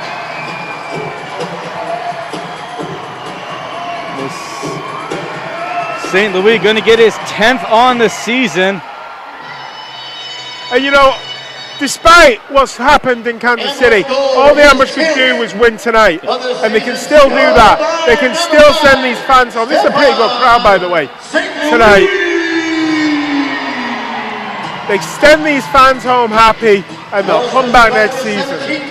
Send a big message to this league by beating Milwaukee. If they can, and Payne tried to take a one-time shot off the boards. Goes up to Clayton. And white back for Chamali. And you know, it's the Ambush smelling blood. I talked about when the Milwaukee Wave smell blood. Well, the Ambush are sniffing it now. Let's see what the Wave are like under pressure. Payne in the exact spot he had that bicycle kick last year. Cuts towards the middle. Thought about shooting instead to Renault. Loses it to Felipe. And here comes Clayton and Felipe, accompanied by Mario Marcos. Now Clayton got a little lackadaisical. Renault takes it away and a good leg save. Rebound by Vandegrift and he scores. Chad Vandegrift answers right back and it's 6-4. Smart finish by Chad too. As you say, it was a kind of cheap giveaway in the midfield by the Ambush that led up to that goal. But still, Vandegrift had a lot to do there. Good strike by the defender. Renault won the ball back. Carlo with a stretching save to begin with, but he can't do anything about the rebound. It fell nicely at Vandegrift. Vandegrift is still a fair way out. He had a lot to do. Nice strike. Well, the last 2 minutes has had everything. It really has. Great back and forth action. And you know, what we read, majority of fans here probably don't know. So they're in it like the Ambush are fighting for a playoff spot, and you can tell they're getting behind this Ambush team. You gotta love that. As a reminder that the Ambush would like to thank Miter USA for providing today's match balls. Miter, founded in Huntersville, England, is among the world's oldest sporting goods brands, starting production in 1817. Miter is a proud partner of Major Arena Soccer League, providing arena-specific match balls to both the MASL and MASL2. The MASL and Miter share a long-term vision to see arena soccer grow in North America. Miter's Astro Division ball is the official game ball for MASL League play.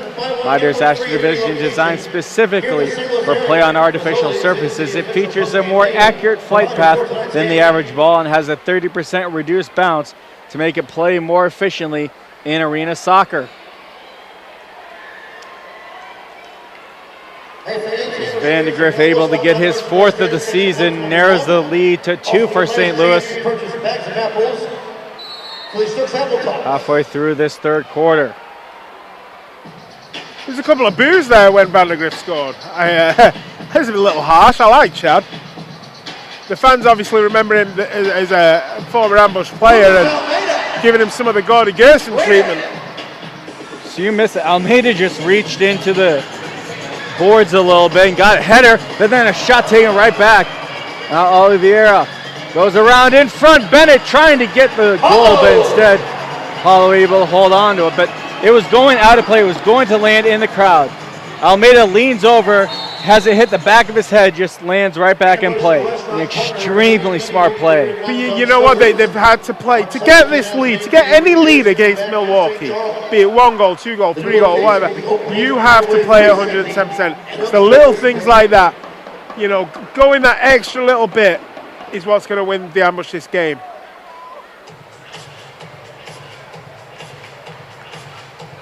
You got Chad Vandegrift, the referee, and Rafa Diaz talking to a little boy down there. I don't know if he got hit by the ball or not, but they all give him a little pat on the shoulder, and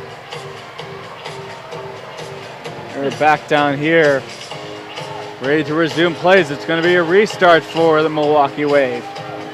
It's a big restart here for the Milwaukee Wave. They get back within 1 so soon after being behind by 3. Goes over to Bradley, right on. Good save by Paulo. Rebound goes to Ruggles, and it bounces off the boards in front. No one can get a hold of it. That could have gone anywhere, Patrick. The Ambush are scrambling right now. The Wave have gone up a gear.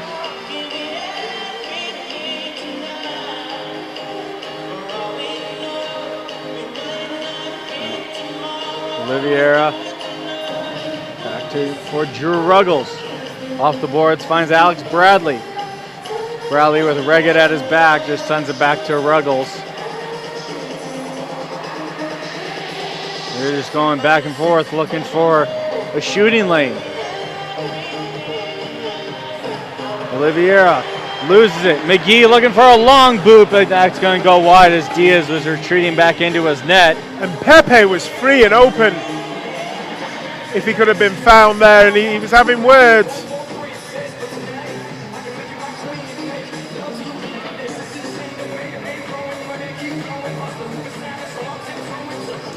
Diaz works up the boards. Drop back for Renault. Nice play going up against Acosta. The shot, and hand saved by Paulo. Goes against the boards, and Marco sails that out of play, and that bangs off somebody's head in the crowd. Good save by Paulo. The Ambush are rattled right now. They're under the cosh a little bit. They need 2 or 3 good minutes of possession just to settle themselves down because the Wave are coming at them. Paulo getting his shoe tied real quick by his teammates. It's going to be Oliveira with the restart once again. Has Bradley and Bennett to his sides.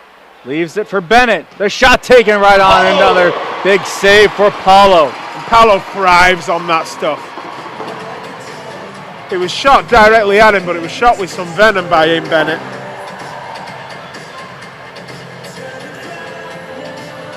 Vandegrift, who just made it 6-4, drops it back for Diaz. Now Chamali off the boards.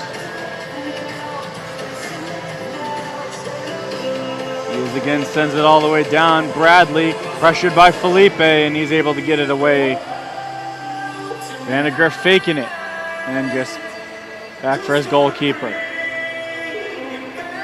And Chamali up the boards, able to find Alex Bradley. Bradley with Felipe right on him once again. This time goes to Chamali. He waits and drops it for Andre Hain, who's fresh off the bench.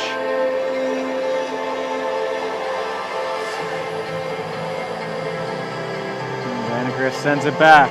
The Ambush still chasing shadows here, you know. Paulo with a big punch out there, but it still drops the Wave player. Hain is down, and he is holding on to his head. He is in some pain.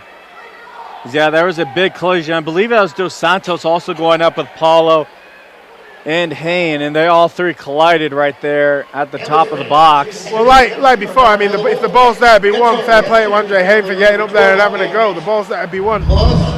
As you say, there was Dos Santos there, Andre Hain, and Paulo just plows through everyone and clears his lines.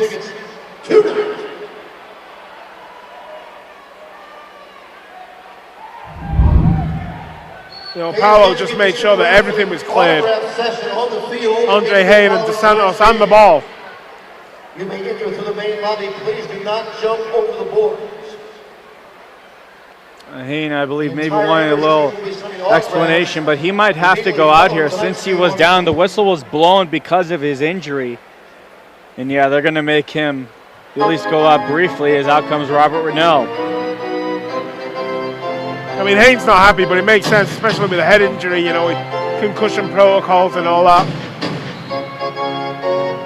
You know, maybe just give him a minute just to find his feet again. Diaz keeps on the ground, able to get around Sharfa's Ricardinho, who tried to pass that forward, intercepted by Felipe, then lifts it towards midfield, but it's lifted up in the air a couple times, first by Sharf, and then Milwaukee takes it back. Robert Renault tried to go around McGee, and then coming from behind was Clayton. So the foul on him.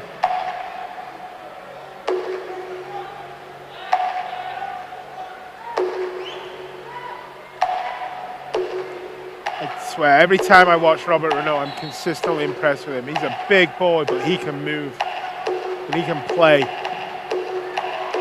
Tries to take a shot that bounces up in the air, headed by the ambush, but then a foul called on Mario Marcos. So the Wave will get the ball right back at about the same place they started it. Mario Marcos, his first and a half second of the game.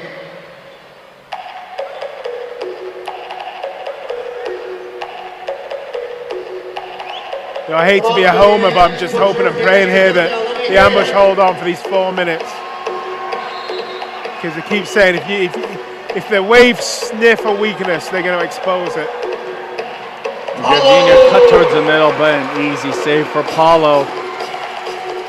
Right in his stomach. Now Mike Sharp, under a lot of pressure, was able to poke it forward, but now it's Pereira. And they're just going to settle everything down. Robert Renault up against St. Louis. Able to push it away. Now there's Stuart Grable. And they were going to give back for Renault, who's going out for a change. And a beautiful slide tackle by St. Louis. Had a couple of those all the way back in the first. Well, you know, St. Louis has been my man of the match so far. I mean, he's come up with some really top quality tackles in this game. The goal was just amazing. So far, I mean, St. Louis has been the standout for me. It's hard work, it's yeoman's work. Everton was talking about that before the game. You know, when you're up there on your own with back to goal, you're getting kicked, you're being pulled, you're being tugged, you're being hit. It's a thankless task, but St. Louis has done really well. And also on the defensive side of the game too. Long arcing, boot up, able to find Everton. Going up against Chino, he sends it in front. Diaz got a piece of it. That's left in front, over Everton, scores! His final game, how about 2 goals for Everton? It's 7-4. Well, that's just a gift. That's a comedy of errors from the Milwaukee backline. And they hang their heads in shame a little bit because I think it was Almeida that nipped in and passed it back to Everton for the easy tap in at the end of the day. But that's a gift. I mean, he's going nowhere. That's just a soft boot forward. Diaz gets nothing on it. And he just tries to knee it back. And Almeida snips in. And Everton with an easy tap. That's a gift. But the ambush will take it. Second of the game, 4th of the season for Everton. 4 assists on the year as well. So he equals both goals and assist totals for the year so far. He doesn't need to retire, he can still do it. Exactly. Maybe this will teach him. Maybe this will show him this game. No, he said he's not going to unretire. He's done, but he can still do it. His life in those old legs yet. It'll be a vital part of practices next year. You can still play in practices, that counts, I guess. I don't know, man. Sometimes I think the practices are rougher than the games. I could believe that. Just looking over the Milwaukee Wave bench, they have quite the section here tonight that spans down by the field and then all the way back up to the top of the section where you see a Wave sign that they have. So a team that always travels extremely well. I was about to mention that, yeah, their fans do travel well, very knowledgeable fans. They have a team that's second to none, really. But here comes Robert Acosta. Nice touches off the boards, first by Pepe, then tried to find Acosta, he was trying to find himself, and now Pereira pushed it forward, but Paulo slaps it right back the other way. Reagan in a race for it, he was held back by Ruggles, wanted a call.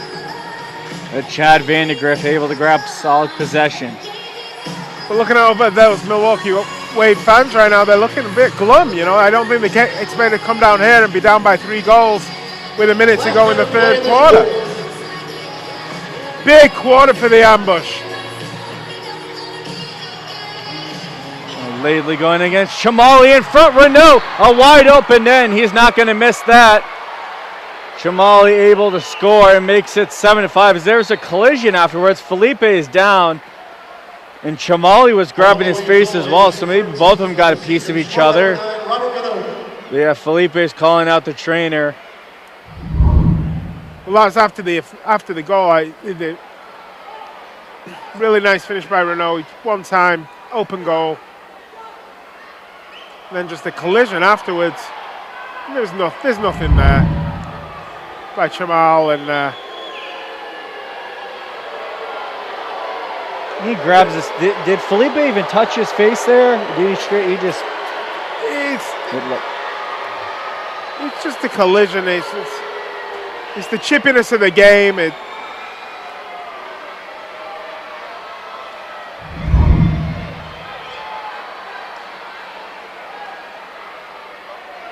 a collision once again. And to be maybe fair, they headbutted a tad, but yeah. But to be fair, the ambush player was looking away, you know. So. Oh, it was. Oh, it was completely an incidental collision. But Felipe's back on his feet. But you know that these little goals that the Wave keep pegging the ambush back with, you know, it keeps them in the game. And as I say, that the Wave are going to do the Wave thing where they score 3 on the bounce, and the ambush are going to be sorry that they've not put this game to bed. I still have my little doubts, you know. I still have that little pang of ambush negativity. And I know this is a different ambush team, and they played really well tonight. I can't take anything away from them.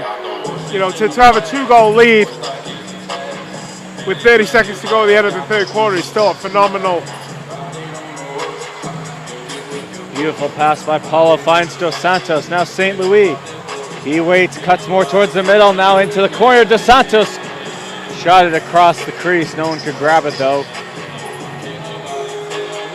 Williams just going to move Marcus out of the way and move it back for Paulo.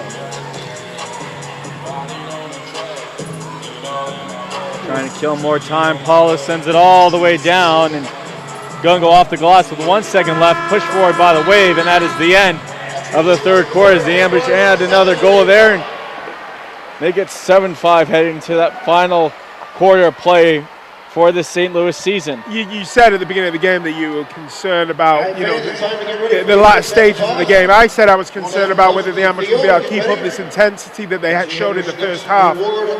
Really good third quarter. I mean, take nothing away. I mean, I think that Robert Renault goal there at the end took the shine off it a little bit, but a really good quarter there from the St. Louis ambush. And I think if you'd ever, I said to Everton, you know, going into the last 15 minutes, you're up 7-5. Do you want that? He would have snapped your arm off. It just, again, I don't think there's any lead against the Milwaukee Wave where you're comfortable. So be it 2-goal, 3-goal, 4-goal, you're always in the back of your mind like, they're still going to come back. They're still going to have a go. The Milwaukee Wave came into the start of the second half like a house on fire. They'd obviously got a rocket at half-time from their coach. But the ambush were able to weather the storm, get some goals of their own. And as I say, that Robert Renault goal just keeps the Wave in it. So I expect that they're going to bring more venom in the fourth, because they don't want to lose this game. They still want to keep it at 3 losses on the season. But in the back of my mind, the ambush still don't know that the KC Comets won tonight. They still think they're in this. And either way, the ambush want to send their fans home happy. I think there's no way at any point since the end of that game to now, the coaches are acting like that game didn't exist. You don't need an added reason to say, hey boys, we're out. You know, obviously. It's irrelevant. All the ambush can do is win the game tonight, and that has still not changed. But again, it's been an excellent game of soccer, though. I think one could argue whether the Wave deserve to be down by 2 goals. I don't think they do. I think they played their part equally. But this is the best I've seen the ambush play for a long, long time, to be honest, including some of the games early in the season that they've won. You know, it's just a little bit too late. I think that Everton will look back at some of the games that they could have won and didn't. You know, maybe that home game against Orlando that they lost in the last stage of the game, but take your list of the merchandise stand and claim your prize. To win 10 games this season is just a phenomenal achievement for a team that won 4 games the previous 2 years. Take nothing away from this season. It's been a marked improvement. And we were talking with Mark Litton, Everton, and company before the game, they listed 3 things that they really like about this team this year. The 3 words they use: mentality, composure, and culture. And that composure they talked about starts at the higher level, works its way down. And that seems like something that has finally settled with this Ambush team. And you could definitely tell at the beginning of the season as it came through that bond between the players and everyone else just grew stronger.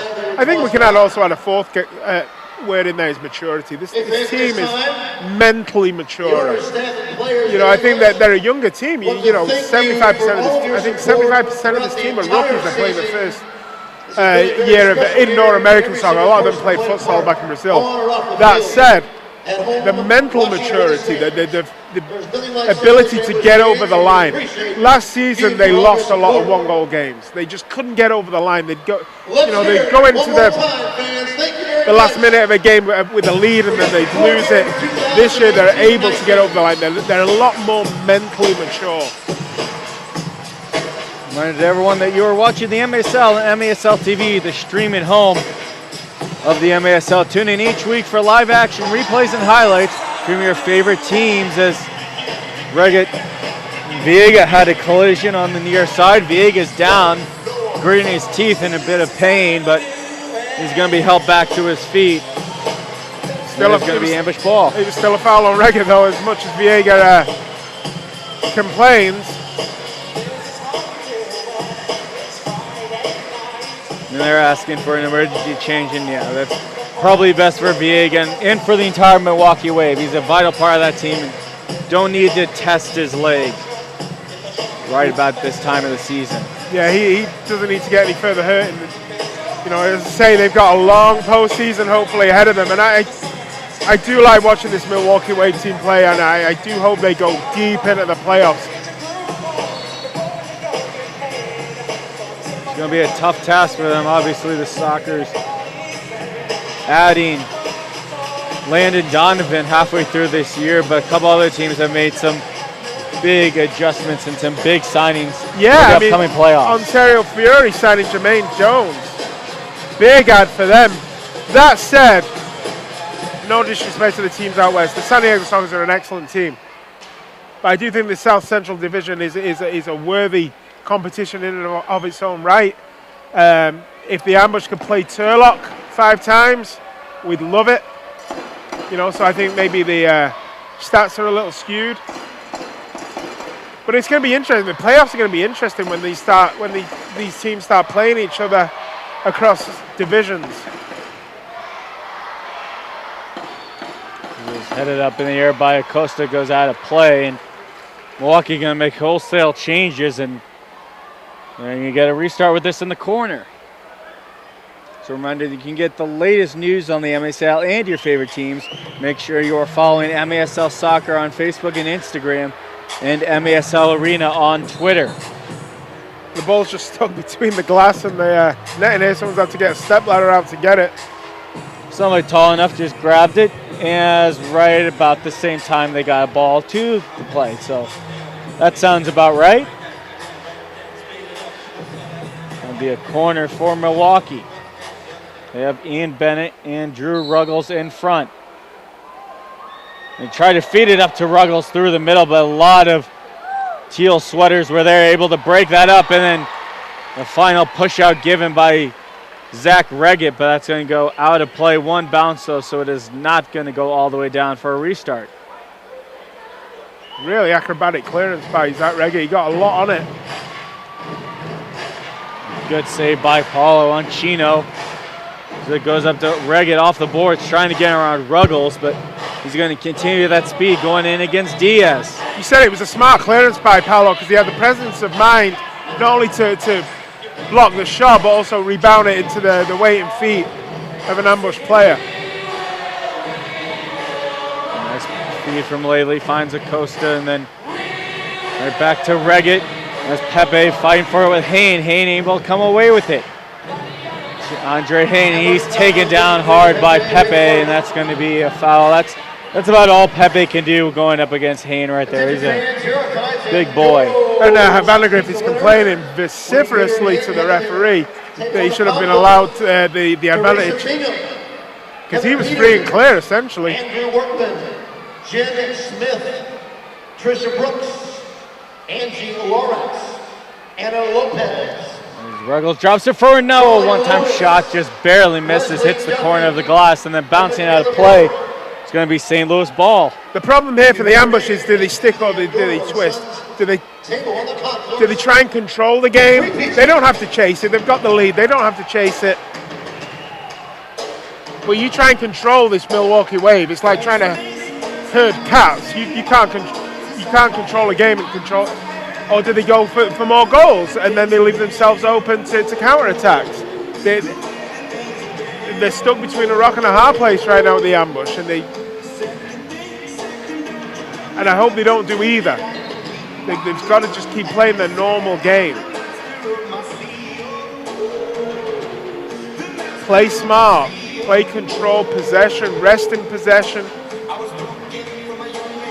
But also try and press high and keep the pressure on the Milwaukee Wave backline, which, to be honest, hasn't been that all that impressive in this game. Herrera, a shot that stays on the ground, easy save for Paulo. And heaves it forward, looking for perhaps Mario Marcos, but it's headed by Viega and then goes out of play. After a header by Luis Dos Santos.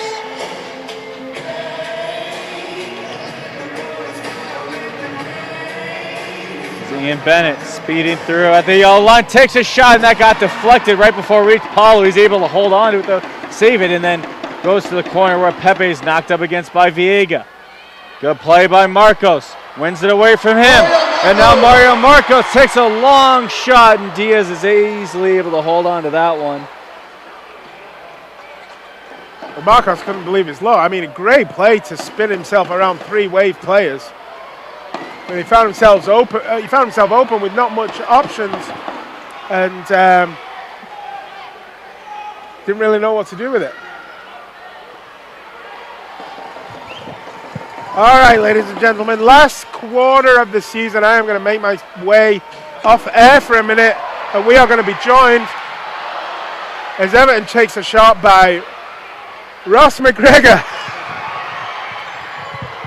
Ross, as he gets the headset on here, how are you doing? This is your first time in the broadcast, but I got to interview a couple days ago, or a couple weeks ago, that esports thing, but a new experience for you. Yeah, I did it a few times my first year, but it's been a while, especially with you. So yeah, thanks for having me. Just want to come and say hi to everybody. So yeah, thanks for having me. Say hi to your dad. Make sure he knows you're okay. I know, Dad. I'm alive. Hope you're doing well, Dad. I'm sure you're watching. Send my love to everybody, and I'll see you in a month. So flying out there in a month. So I'm excited to see my family, and he keeps watching, even though obviously I'm not playing. He stays up every day and every night and watches, and he's a true Ambush fan, which is awesome. He's really embraced the game. So greatly appreciate it. He came by last year. He made it of note to come up and see us, and then I saw him after the game. Absolutely a gentleman. Well, absolutely. Thanks. Well, it's funny because when he came, he said, like, obviously he hears, yourself and Matt talk all the time. But he's like, I've got to put a face to these voices. So one of the first things he asked when he came was, can you introduce me to the broadcast team? So obviously I made sure I did that. And Hayne trying to spin around off of Reggett, sends it on front, and then Clayton got a piece of that thing, gets lifted out by Reggett. Reggett and Oliveira going back and forth. Stinson goes down. No call, though. Robert Renault waits, slowly goes forward. Everton does a split, trying to knock that ball away. And here comes Stinson. It's a 4-on-2. Stinson trying to get to Almeida, able to get to him, and then working it down for Everton. That's going to be a whistle. It's going to be St. Louis ball. And Ross, it's got to be hard for you, obviously, missing all these games this year, but the excitement behind this team, and as they've grown throughout this season, how has it been for you to watch? I've spent a lot of time wondering how I'm going to get back in, playing again, because the lads have been terrific this year. Obviously, we've fallen short of the hurdle with what's happened today in Orlando, but the boys, should walk off the field today with their heads held high. It's been a terrific season. You can just see by the amount of fans that are here today that, as a team, we believe as an organization, we believe, and I think everybody's just already got the countdown for next year, because I think it's going to be a big one. So I think everybody is and should be excited. And then in regards to you, I understand you were close to being about ready. Unfortunately, just barely kind of missed the schedule for the end of the season, but you are on pace for 100% for next year. Yeah, there was a little chance. Coaching staff Everton was thinking about was trying to get me back, especially if we made a playoff run. But obviously we spoke to the trainers, medical team, doctor that did my surgery and has been through me, with me the whole process, and we wanted to stay on the same timeline, not rush it, because obviously it's a high risk if you rush. But obviously, so we've slowed down the process a little bit. I'm already running, doing a lot of ball work, doing some ladder work, so I'm almost there. So we're going to take our time. We're working on a plan now for the summer, so that obviously come next year I'll be 100%, 110% better than I was before. So. And then one big thing that's been obviously mentioned throughout tonight on the video board, on the PA, and on this broadcast is we've been talking about Everton on. What has he meant to you so far this year, or this time with the Ambush? Oh, he's priceless. I mean, obviously ever since I've been in the league 5 years now, and I've played against him, hated playing against him, and then obviously I was a big advocate of him coming here as a coach. We talked before he got the job that he'd love to come here, and we have similar sort of ideas about the game, and his knowledge and obviously I haven't really played in the last 2 years because of injury, but I feel like I've still learned so much, just listening to him. It's been a true honour to have him as a coach and a player, and I'm sad that I'll never get to step on the field with him again. But obviously, as a coach, I'm looking forward to working with him as we go on. It's got to be vitally important, not only for this team to be able to keep him around. Obviously, he says he wants to coach, but to be able to keep him here, you can tell he senses something special with this team and what he has built. Yeah, he truly believes in us. He does. It's a lot of traveling for him and a lot of commitment on his behalf, and he wouldn't do it if he truly believed in the guys that are here. You just got to look around. This is a special organization, and what we're giving them this season and obviously going forward is what they've deserved. And I, there's been some lows, and I'm excited for the highs. So it's down the action. It's going to be Mario Marcos heading towards the box as Isaac Pereira was down on the field. He was in some discomfort. The trainer came out, and he's able to walk out on his own weight. It's a big penalty here. If Milwaukee score here, obviously 1 goal game. If not, then gives us a big psychological boost. So hopefully the lads can do a good penalty kill here. Looks like it's going to be Chino who's going to start with it, and he will. Just working it up to Ricardinho. Now Robert Renault. Big 2 minutes here for the Ambush as Chino gets it back to Ricardinho. Now Ian Bennett. We find Chino again. Down low, Robert Renault. All over to Ricardinho. Down low, Bennett. Tries to take a shot, blocked in front by Felipe, and he sends that out of play. One thing we've noticed this game so far, Rawson, is that the Ambush have given Milwaukee very little down the middle of the field. And really not a lot of time in the offensive end for Milwaukee. Yeah, to give my best description of Milwaukee is they're absolutely ruthless. You can't give them anything because if they smell blood, they'll take it. And the best, something we talk about with Everton, the coach, was keep them wide, force them wide. If they're going to play deep, make them go wide. Don't let them go down the middle. They've got a lot of talented players in the middle. Robert, Andre, guys that can spin you, and obviously guys like Ian who can make great runs off the ball. So obviously, if we get them on the sides, it closes down their options. In the middle, it's hard to play against them because there's so many options. And it's worked so far, and we're frustrating them. So they're a team you've got to frustrate. They're so ruthless. You've got to shut them down. Make it hard for them because they will take any chances they can get. So you got to make them earn it. So doing so well so far, and we need this run to end. It shouldn't be 24. It should have been done a long time ago. It hasn't been. So we need to get this monkey off our back because I think when we beat them once, things will start rolling. They're a great team. They are. I truly love playing against them.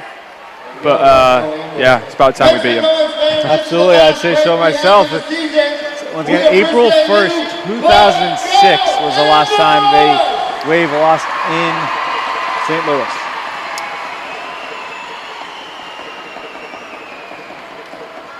As Once again, fans, be sure it looks to like. Oh, sorry, go. stick around. So Ross, we're gonna let you go back to watching the game as a spectator. Thank you for coming along and being on here. I was going to say, we're talking about appreciation. I feel like I should come in here and appreciate you guys for every week putting on a good broadcast. We appreciate your work up here too, and obviously to the fans that are watching that are not here in the MESL, like we appreciate you guys. Obviously, you guys make it happen. So thank you guys, and I'll look forward to seeing you all next year. All right, thank you very much, Ross. We appreciate it. That was Ross McGregor, St. Louis Ambush player, currently sidelined with an injury, but he will be returning next year.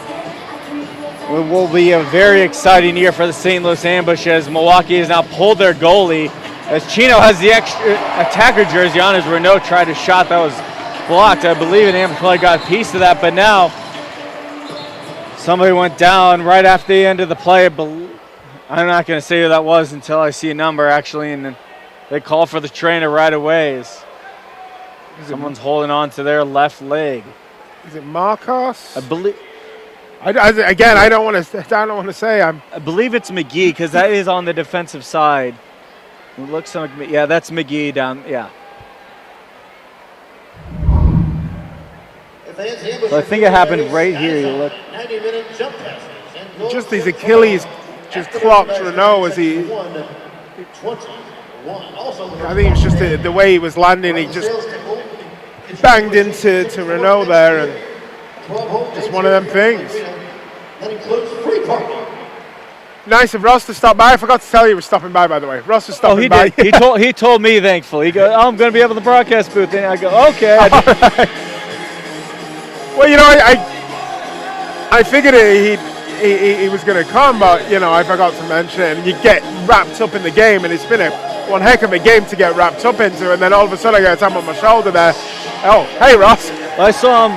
Your son Ewan down there obviously loves anytime any player comes by him. So Ross he was talking to him for a bit. Well, Ross is a massive Manchester United fan, as is Ewan, and they have plenty to talk about. But you're interviewing Ross. He gives me the headset back just as the Ambush go on a penalty kill, and this is a big penalty kill here for the Ambush going forward in this game, as you say, with the Wave having pulled Diaz. And you got to feel that this may be the game here if the Ambush can kill this. The best Milwaukee players out there right now is Acosta able to steal it. Massive stop by Robert Acosta. Chino had to race back. He was panicked but able to get it over to Viega. He's hurt briefly, able to come back out. Viega, one-time shot, and getting a piece of that was Paulo sending it into the net. That's a game-winning save there by Paulo Nascimento. Front. Oliveira, the shot, another leg save by Paulo, and then from his, as he was sitting down, Felipe was able to clear it. All hands on deck for the defensive side of the field here for the Ambush. Noah sends it across, no one can get a piece of it. Heading that was Pepe, and he was kicked. So that's going to be a foul on Milwaukee. Yeah, just a high boot there. Pepe was going to head it away.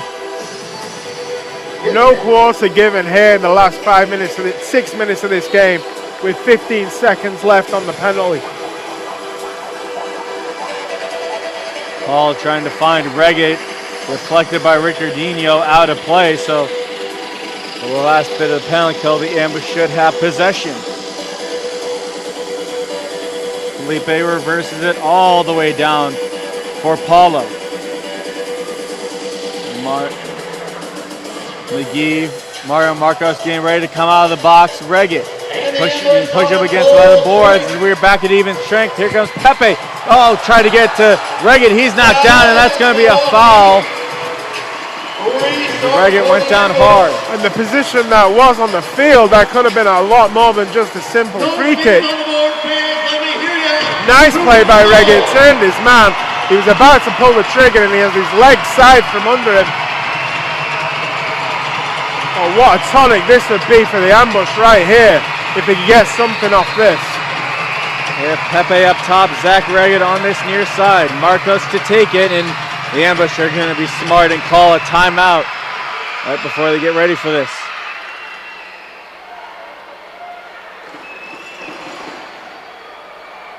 Wow.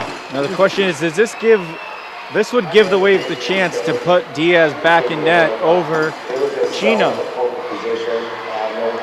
I would say so, yeah. And I don't think the Ambush players were actually happy that Marcos took the time out there, but I do think it was a wise decision. Tempers were flaring there. Adrenaline was high. Slow it down. The Ambush are in no rush. You know, slow the game down. Talk about this. This is a big opportunity for the Ambush. It's better not to rush it. Although it does give Diaz, as you say, a chance to get back in goal.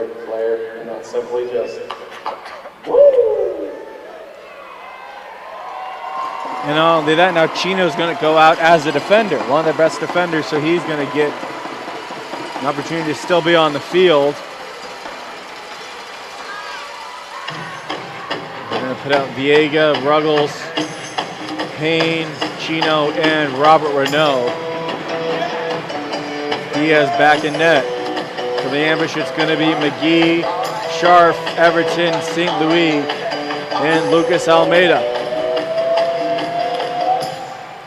Scharf and St. Louis change places. Everton up top.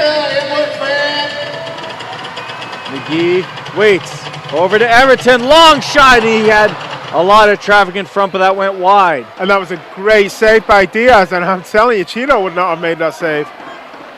But it was still a really good shot by Everton. Looking for St. Louis, intercepted by Hayne. And then stepping forward is Everton. Everton goes wide off the boards, looking in front for Almeida. Still gets it right back. Everton with 3 points tonight gets knocked down in the corner by Andre Hayne. Goes right back after him, but Hayne's going to clear that out into his own bench. And a restart for the Ambush. Yeah, the ball kind of got stuck on Evans' foot when the ball came back to him, but how nice would it have been to finish his final game with a hat-trick. My goodness, it brought the house down. Chino at midfield, being followed by Stinson, able to get to Alex Bradley. Bradley waits, a shot taken that gets deflected wide by Mark Scharf. And it's going to be declared it went off of him, so it's going to be a Milwaukee ball. And Stinson, I don't know if we can get it on a replay, but Stinson took one off the face there off Chino. He's going to race off real quick as out comes Robert Acosta.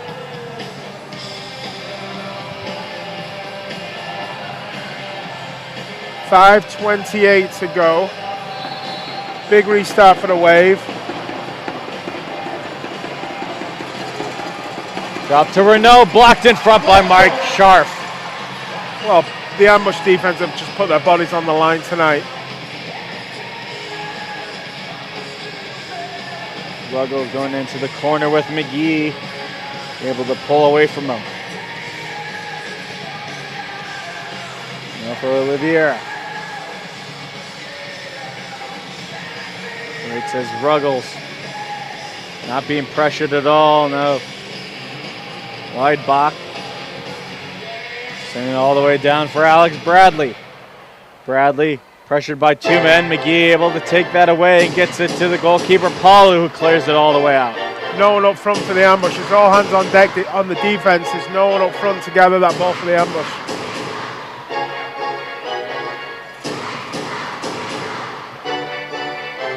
Costa playing closer to the top now. Sinks back down as Chamali calls for his man. Oliveira waits, trying to cut towards the middle, but Felipe's all over him. And Felipe closing in, so that has to give back to Chamali. Give and go. Over to Weidebach, able to get around St. Louis, then a long shot taken at the, goes off the glass. Right back to the Wave though. Chamali fakes the shot up against McGee. So he's going to go over to Chad Vandegrift. Now Chamali leaves it for Ian Bennett. Bennett already with two tonight. Gets around Rob Acosta. Now cuts the middle, takes a shot. That's blocked by Acosta and sails out into the Wave bench. Back out as the extra attacker is Chino.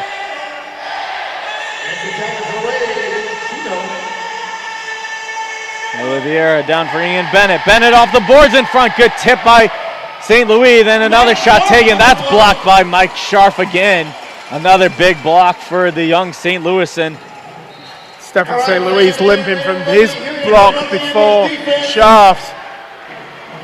Trying to send it over to Renault. Instead goes to Viega. It's just constant pressure from the Wave. He makes you... Will the ambush be out the last 3 minutes of this? Goes over the net. Bennett shoots. He scores. Going 5-hole. Able to beat Paulo. And the answer was no. And they send it to Bennett. Bennett gets his hat trick tonight. And big number 40 on the season for Ian Bennett. He's just a goal machine. Just a goal machine.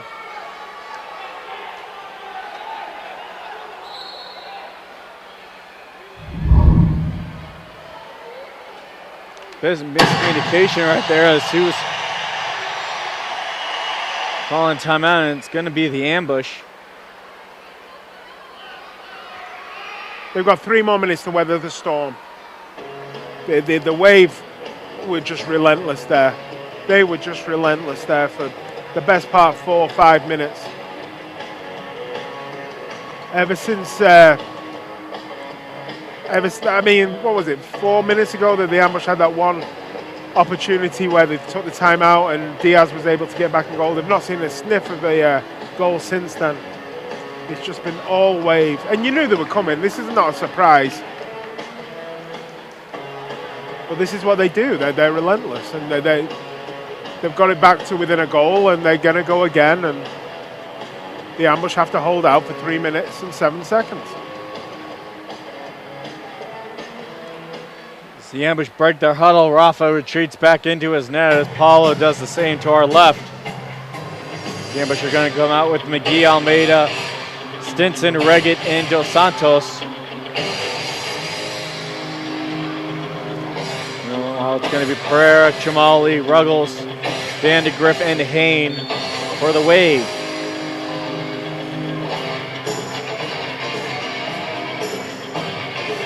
Sending it all the way back to the keeper to start it. Trying to go off the boards, looking for Zach Reggett. Sneaks past him and goes to Chad Vandegrift. Vandegrift trying to move it up to Hain. Pressured by Almeida, and they get up to Ruggles, and then all over him was McGee. McGee still trying to work it away, and that's going to be a foul on the Wave. The ambush will get the ball on their own end. That was on 16 for Ruggles. Almeida, long boot, goes high off the glass, looking for Zach Reggett. He went for the header, but we're going to have a whistle and a foul, I believe, on St. Louis. The Wave have done very well at closing Zach Reggett out of the game for the most part. I mean, his surprise element is over. I mean, every team knows about the danger that Zach Reggett poses. And they're just crowding him out of games now. He's finding it harder and harder every game to find the space that he enjoyed at the beginning of the season. It was nice when it lasted, that surprise element. Well, you know, and he certainly burst onto the scene, him and Justin.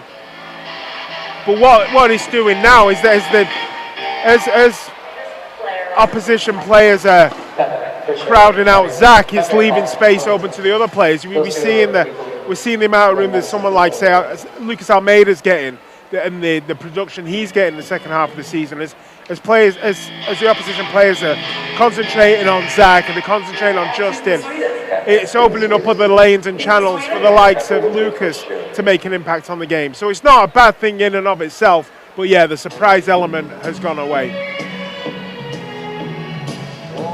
That's another man who's had a very strong game today, is Lucas Almeida. And we've sung his praises the past couple months, obviously having to get that new role. And we got to talk to Everton about that a little bit not this morning, but before the game. And, you know, it was a bit of an adjustment period, but he has really come into his own element, and this could be a spot that he will find on this team for years to come. Yeah, he was saying that Lucas is fitter.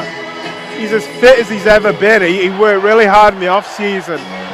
And he's also a leader. He's a leader on this team now. He's a journeyman pro. and he's taking the leadership aspects of his role very seriously also. He's again, a lot of youngsters, a lot of rookies that have come from Brazil and are finding their way in the league. They're looking to players like Lucas to show them how to be a pro in this league. They get able to clear it, but not all the way out. Chino holds it in. Pereira down for Renault, then the shot blocked in front by Rob Acosta. Rob going after with a no. Down goes Acosta, and it's pinned up against the boards. That's going to be a dead ball. I believe it's going to go the way of the Wave, and it will. A drop ball, rather. Both Felipe and Renault go tumbling to the ground, and then yet again, just legs flying everywhere there, and I think it's Felipe in the maelstrom. Backs off, and it's given over to Chino. Oliveira pressured by Pepe. Sent right back to Oliveira. Crossfield, Ricardinho. Oliveira able to get around Pepe. A long shot taken. That goes wide. Goes to Ricardinho. Blocked by Acosta. Now in the corner, another shot. That one was blocked by Paulo up against the boards. Pinning it is Acosta, and they want a whistle, and they're going to get one, and that's going to be another drop ball. Rob was just buying some time for his players to get a breath.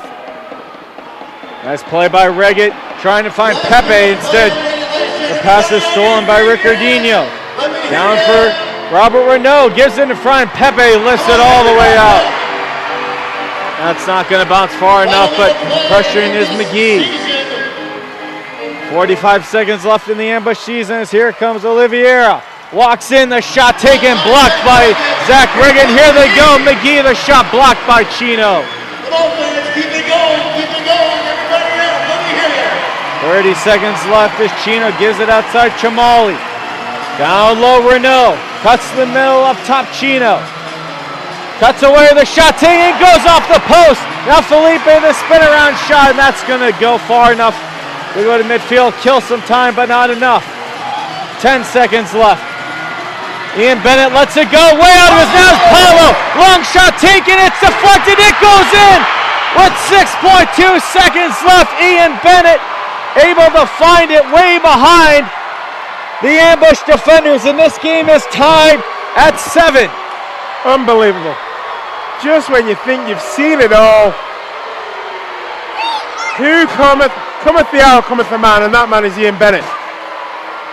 And the play just before, we're showing the replay now, the play just before that where he got free was amazing. And again, that goal there will mean more to Ian Bennett than the 25-yard curler that he had in the first quarter.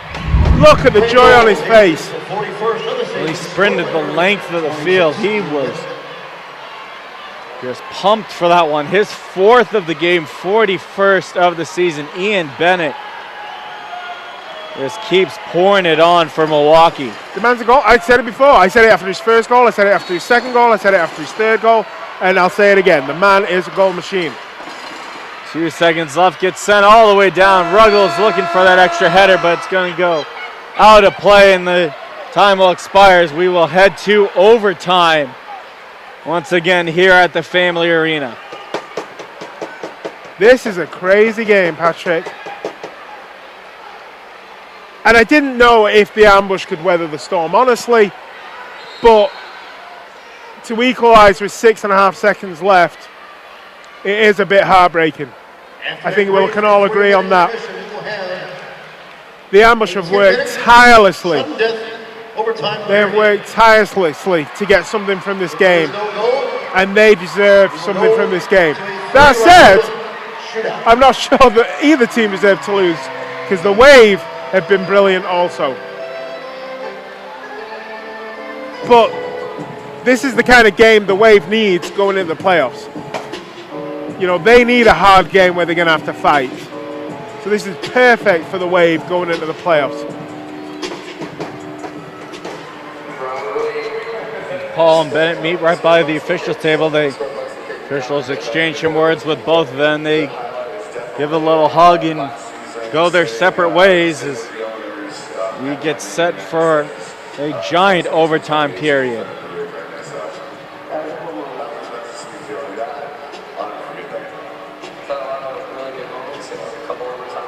It's heartbreaking for the Ambush players because they were really, really close to beating one of the best teams in this league. And now they have to do it all again. It would be scoring against the Ambush my junior year of high school twice. Once was the start of my Both teams get ready here. It's going to be Bennett, Hain, Ruggles, and Viega, as well as Chino. And in return, the Ambush are going to counter with Clayton, St. Louis, Felipe, Robert Acosta, and Lucas Almeida.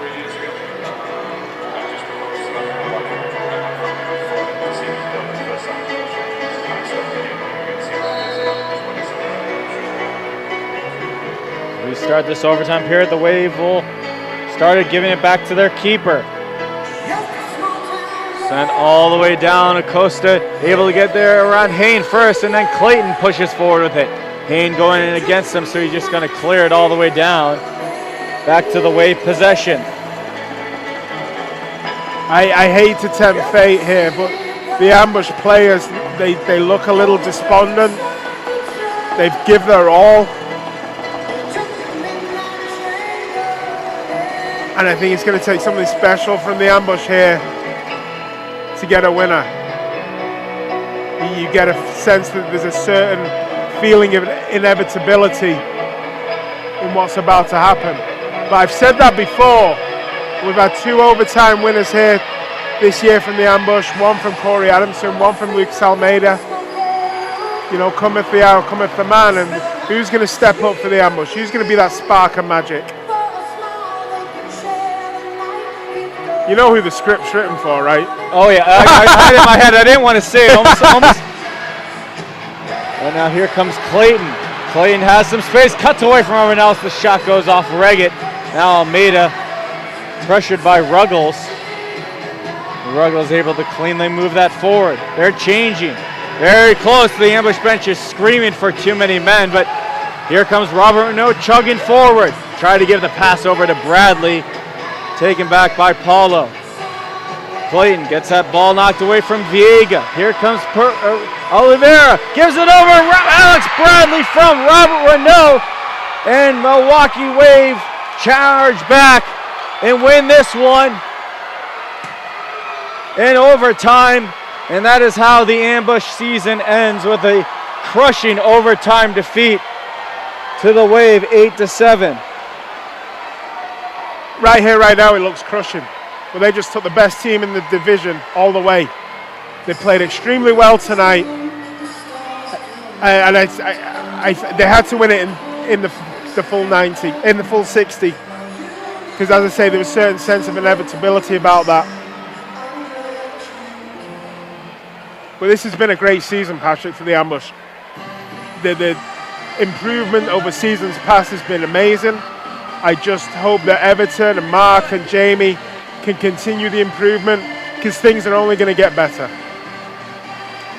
So you're going to have to make your way down there. I was going to say you probably should already be running down there. Have Ewan lead your way. That'll help. As since Angela Sharp is with the Tampa Bay Rays since the baseball season has started, she's down in Tampa busy with work. So instead of her doing the post-game interviews, it is going to be my color partner, Matt Bird, who is now rushing down there to do the post-game interviews, as we're also about to wait for the 3 stars of the game that will be given by the Ambush GM, Brian Roth, as they're just getting those together down below. As here we have the 3 stars. Third star for the Ambush, 1 goal, 1 assist, number 70, McGee. With 2 goals for the Ambush, number 21, Justin Stinson is tonight's 2nd star. And our Tucanos ambush star of the game tonight, playing in his final game of his career with 2 goals tonight, number 79, Everton. I can't hear you, but can you speak up a little more? Absolutely, yeah. Here, now that's done, let's do that, yeah. And back in there, Matt Bird is down there just awaiting. Here comes Chad Vandegrift, and we'll go down to them.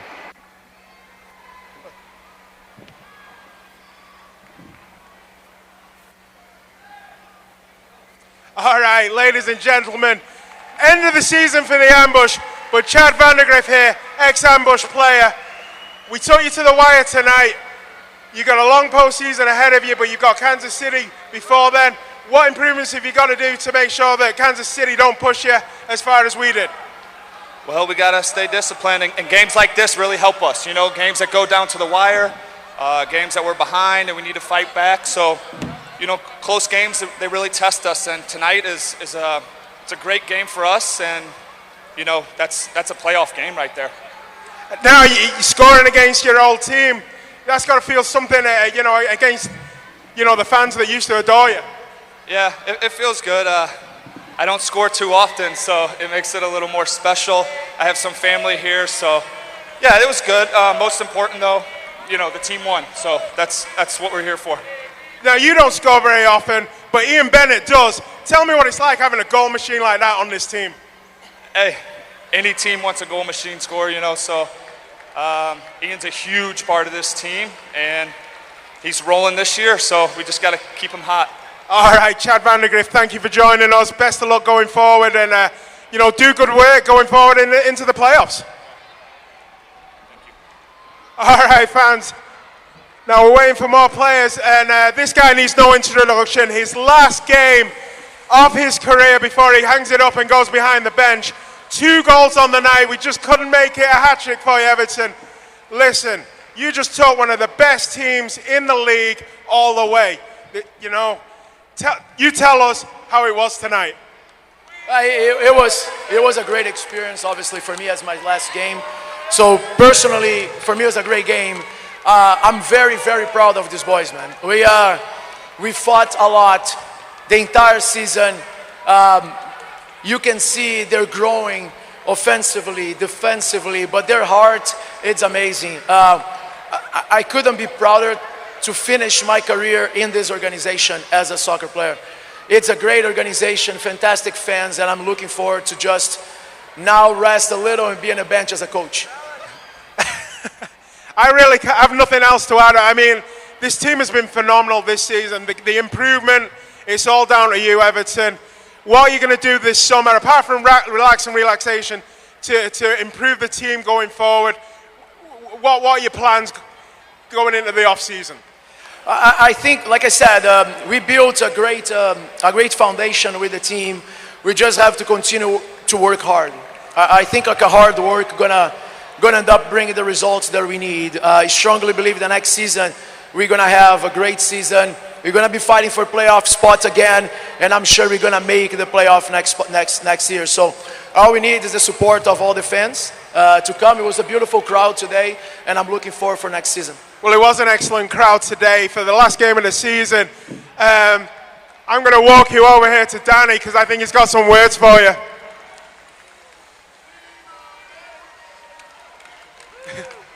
I hope this belt fits.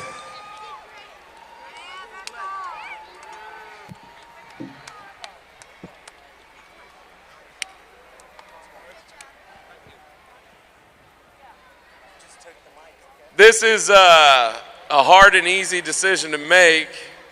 A lot of emotion, guys. This team is going to come back, and we're getting to the playoffs next year, guys. I said it this year, fell a little short, no big deal, big gains, and there's even bigger to come because this guy right here, I can tell you from personal experience, he's a bulldog, he's stubborn, he's hard-headed, but he's got the biggest heart. And he's going to put this team together. Scratch that. He's going to get this family together. And we're coming for the playoffs next year. And we're coming for Milwaukee. and we're going to sweep them next year. That sounds good to me. How about you, Coach? And the People's Champ.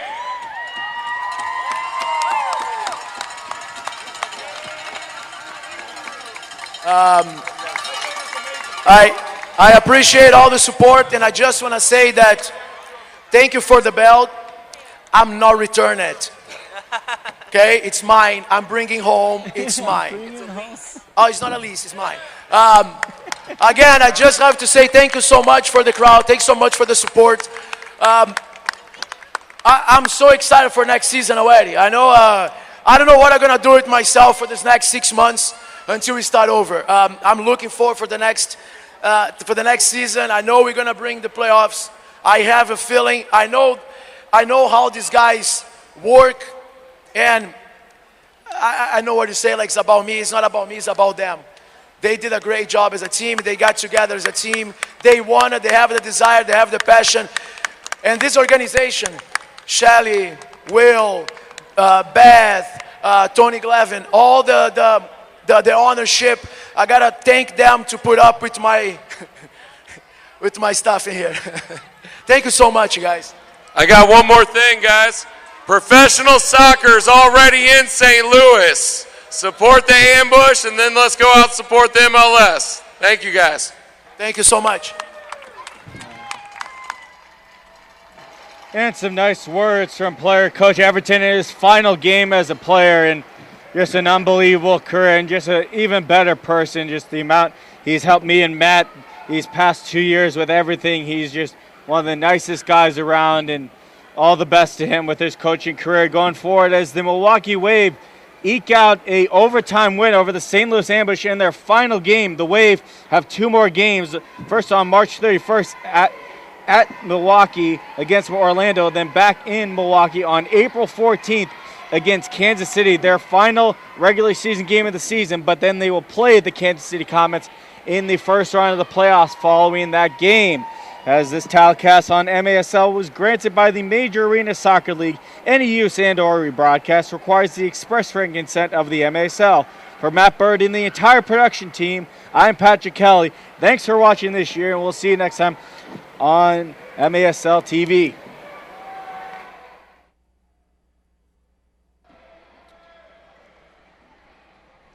John, thank you so much.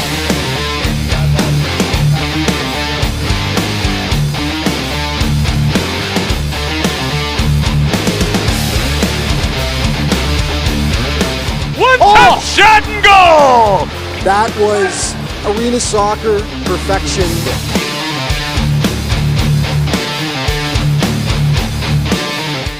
With an absolute golazo! Goal!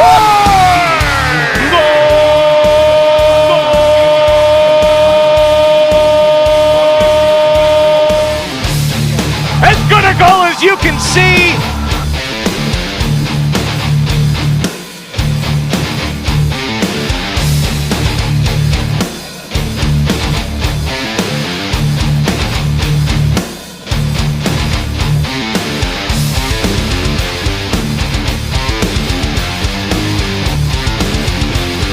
That was a heat-seeking missile.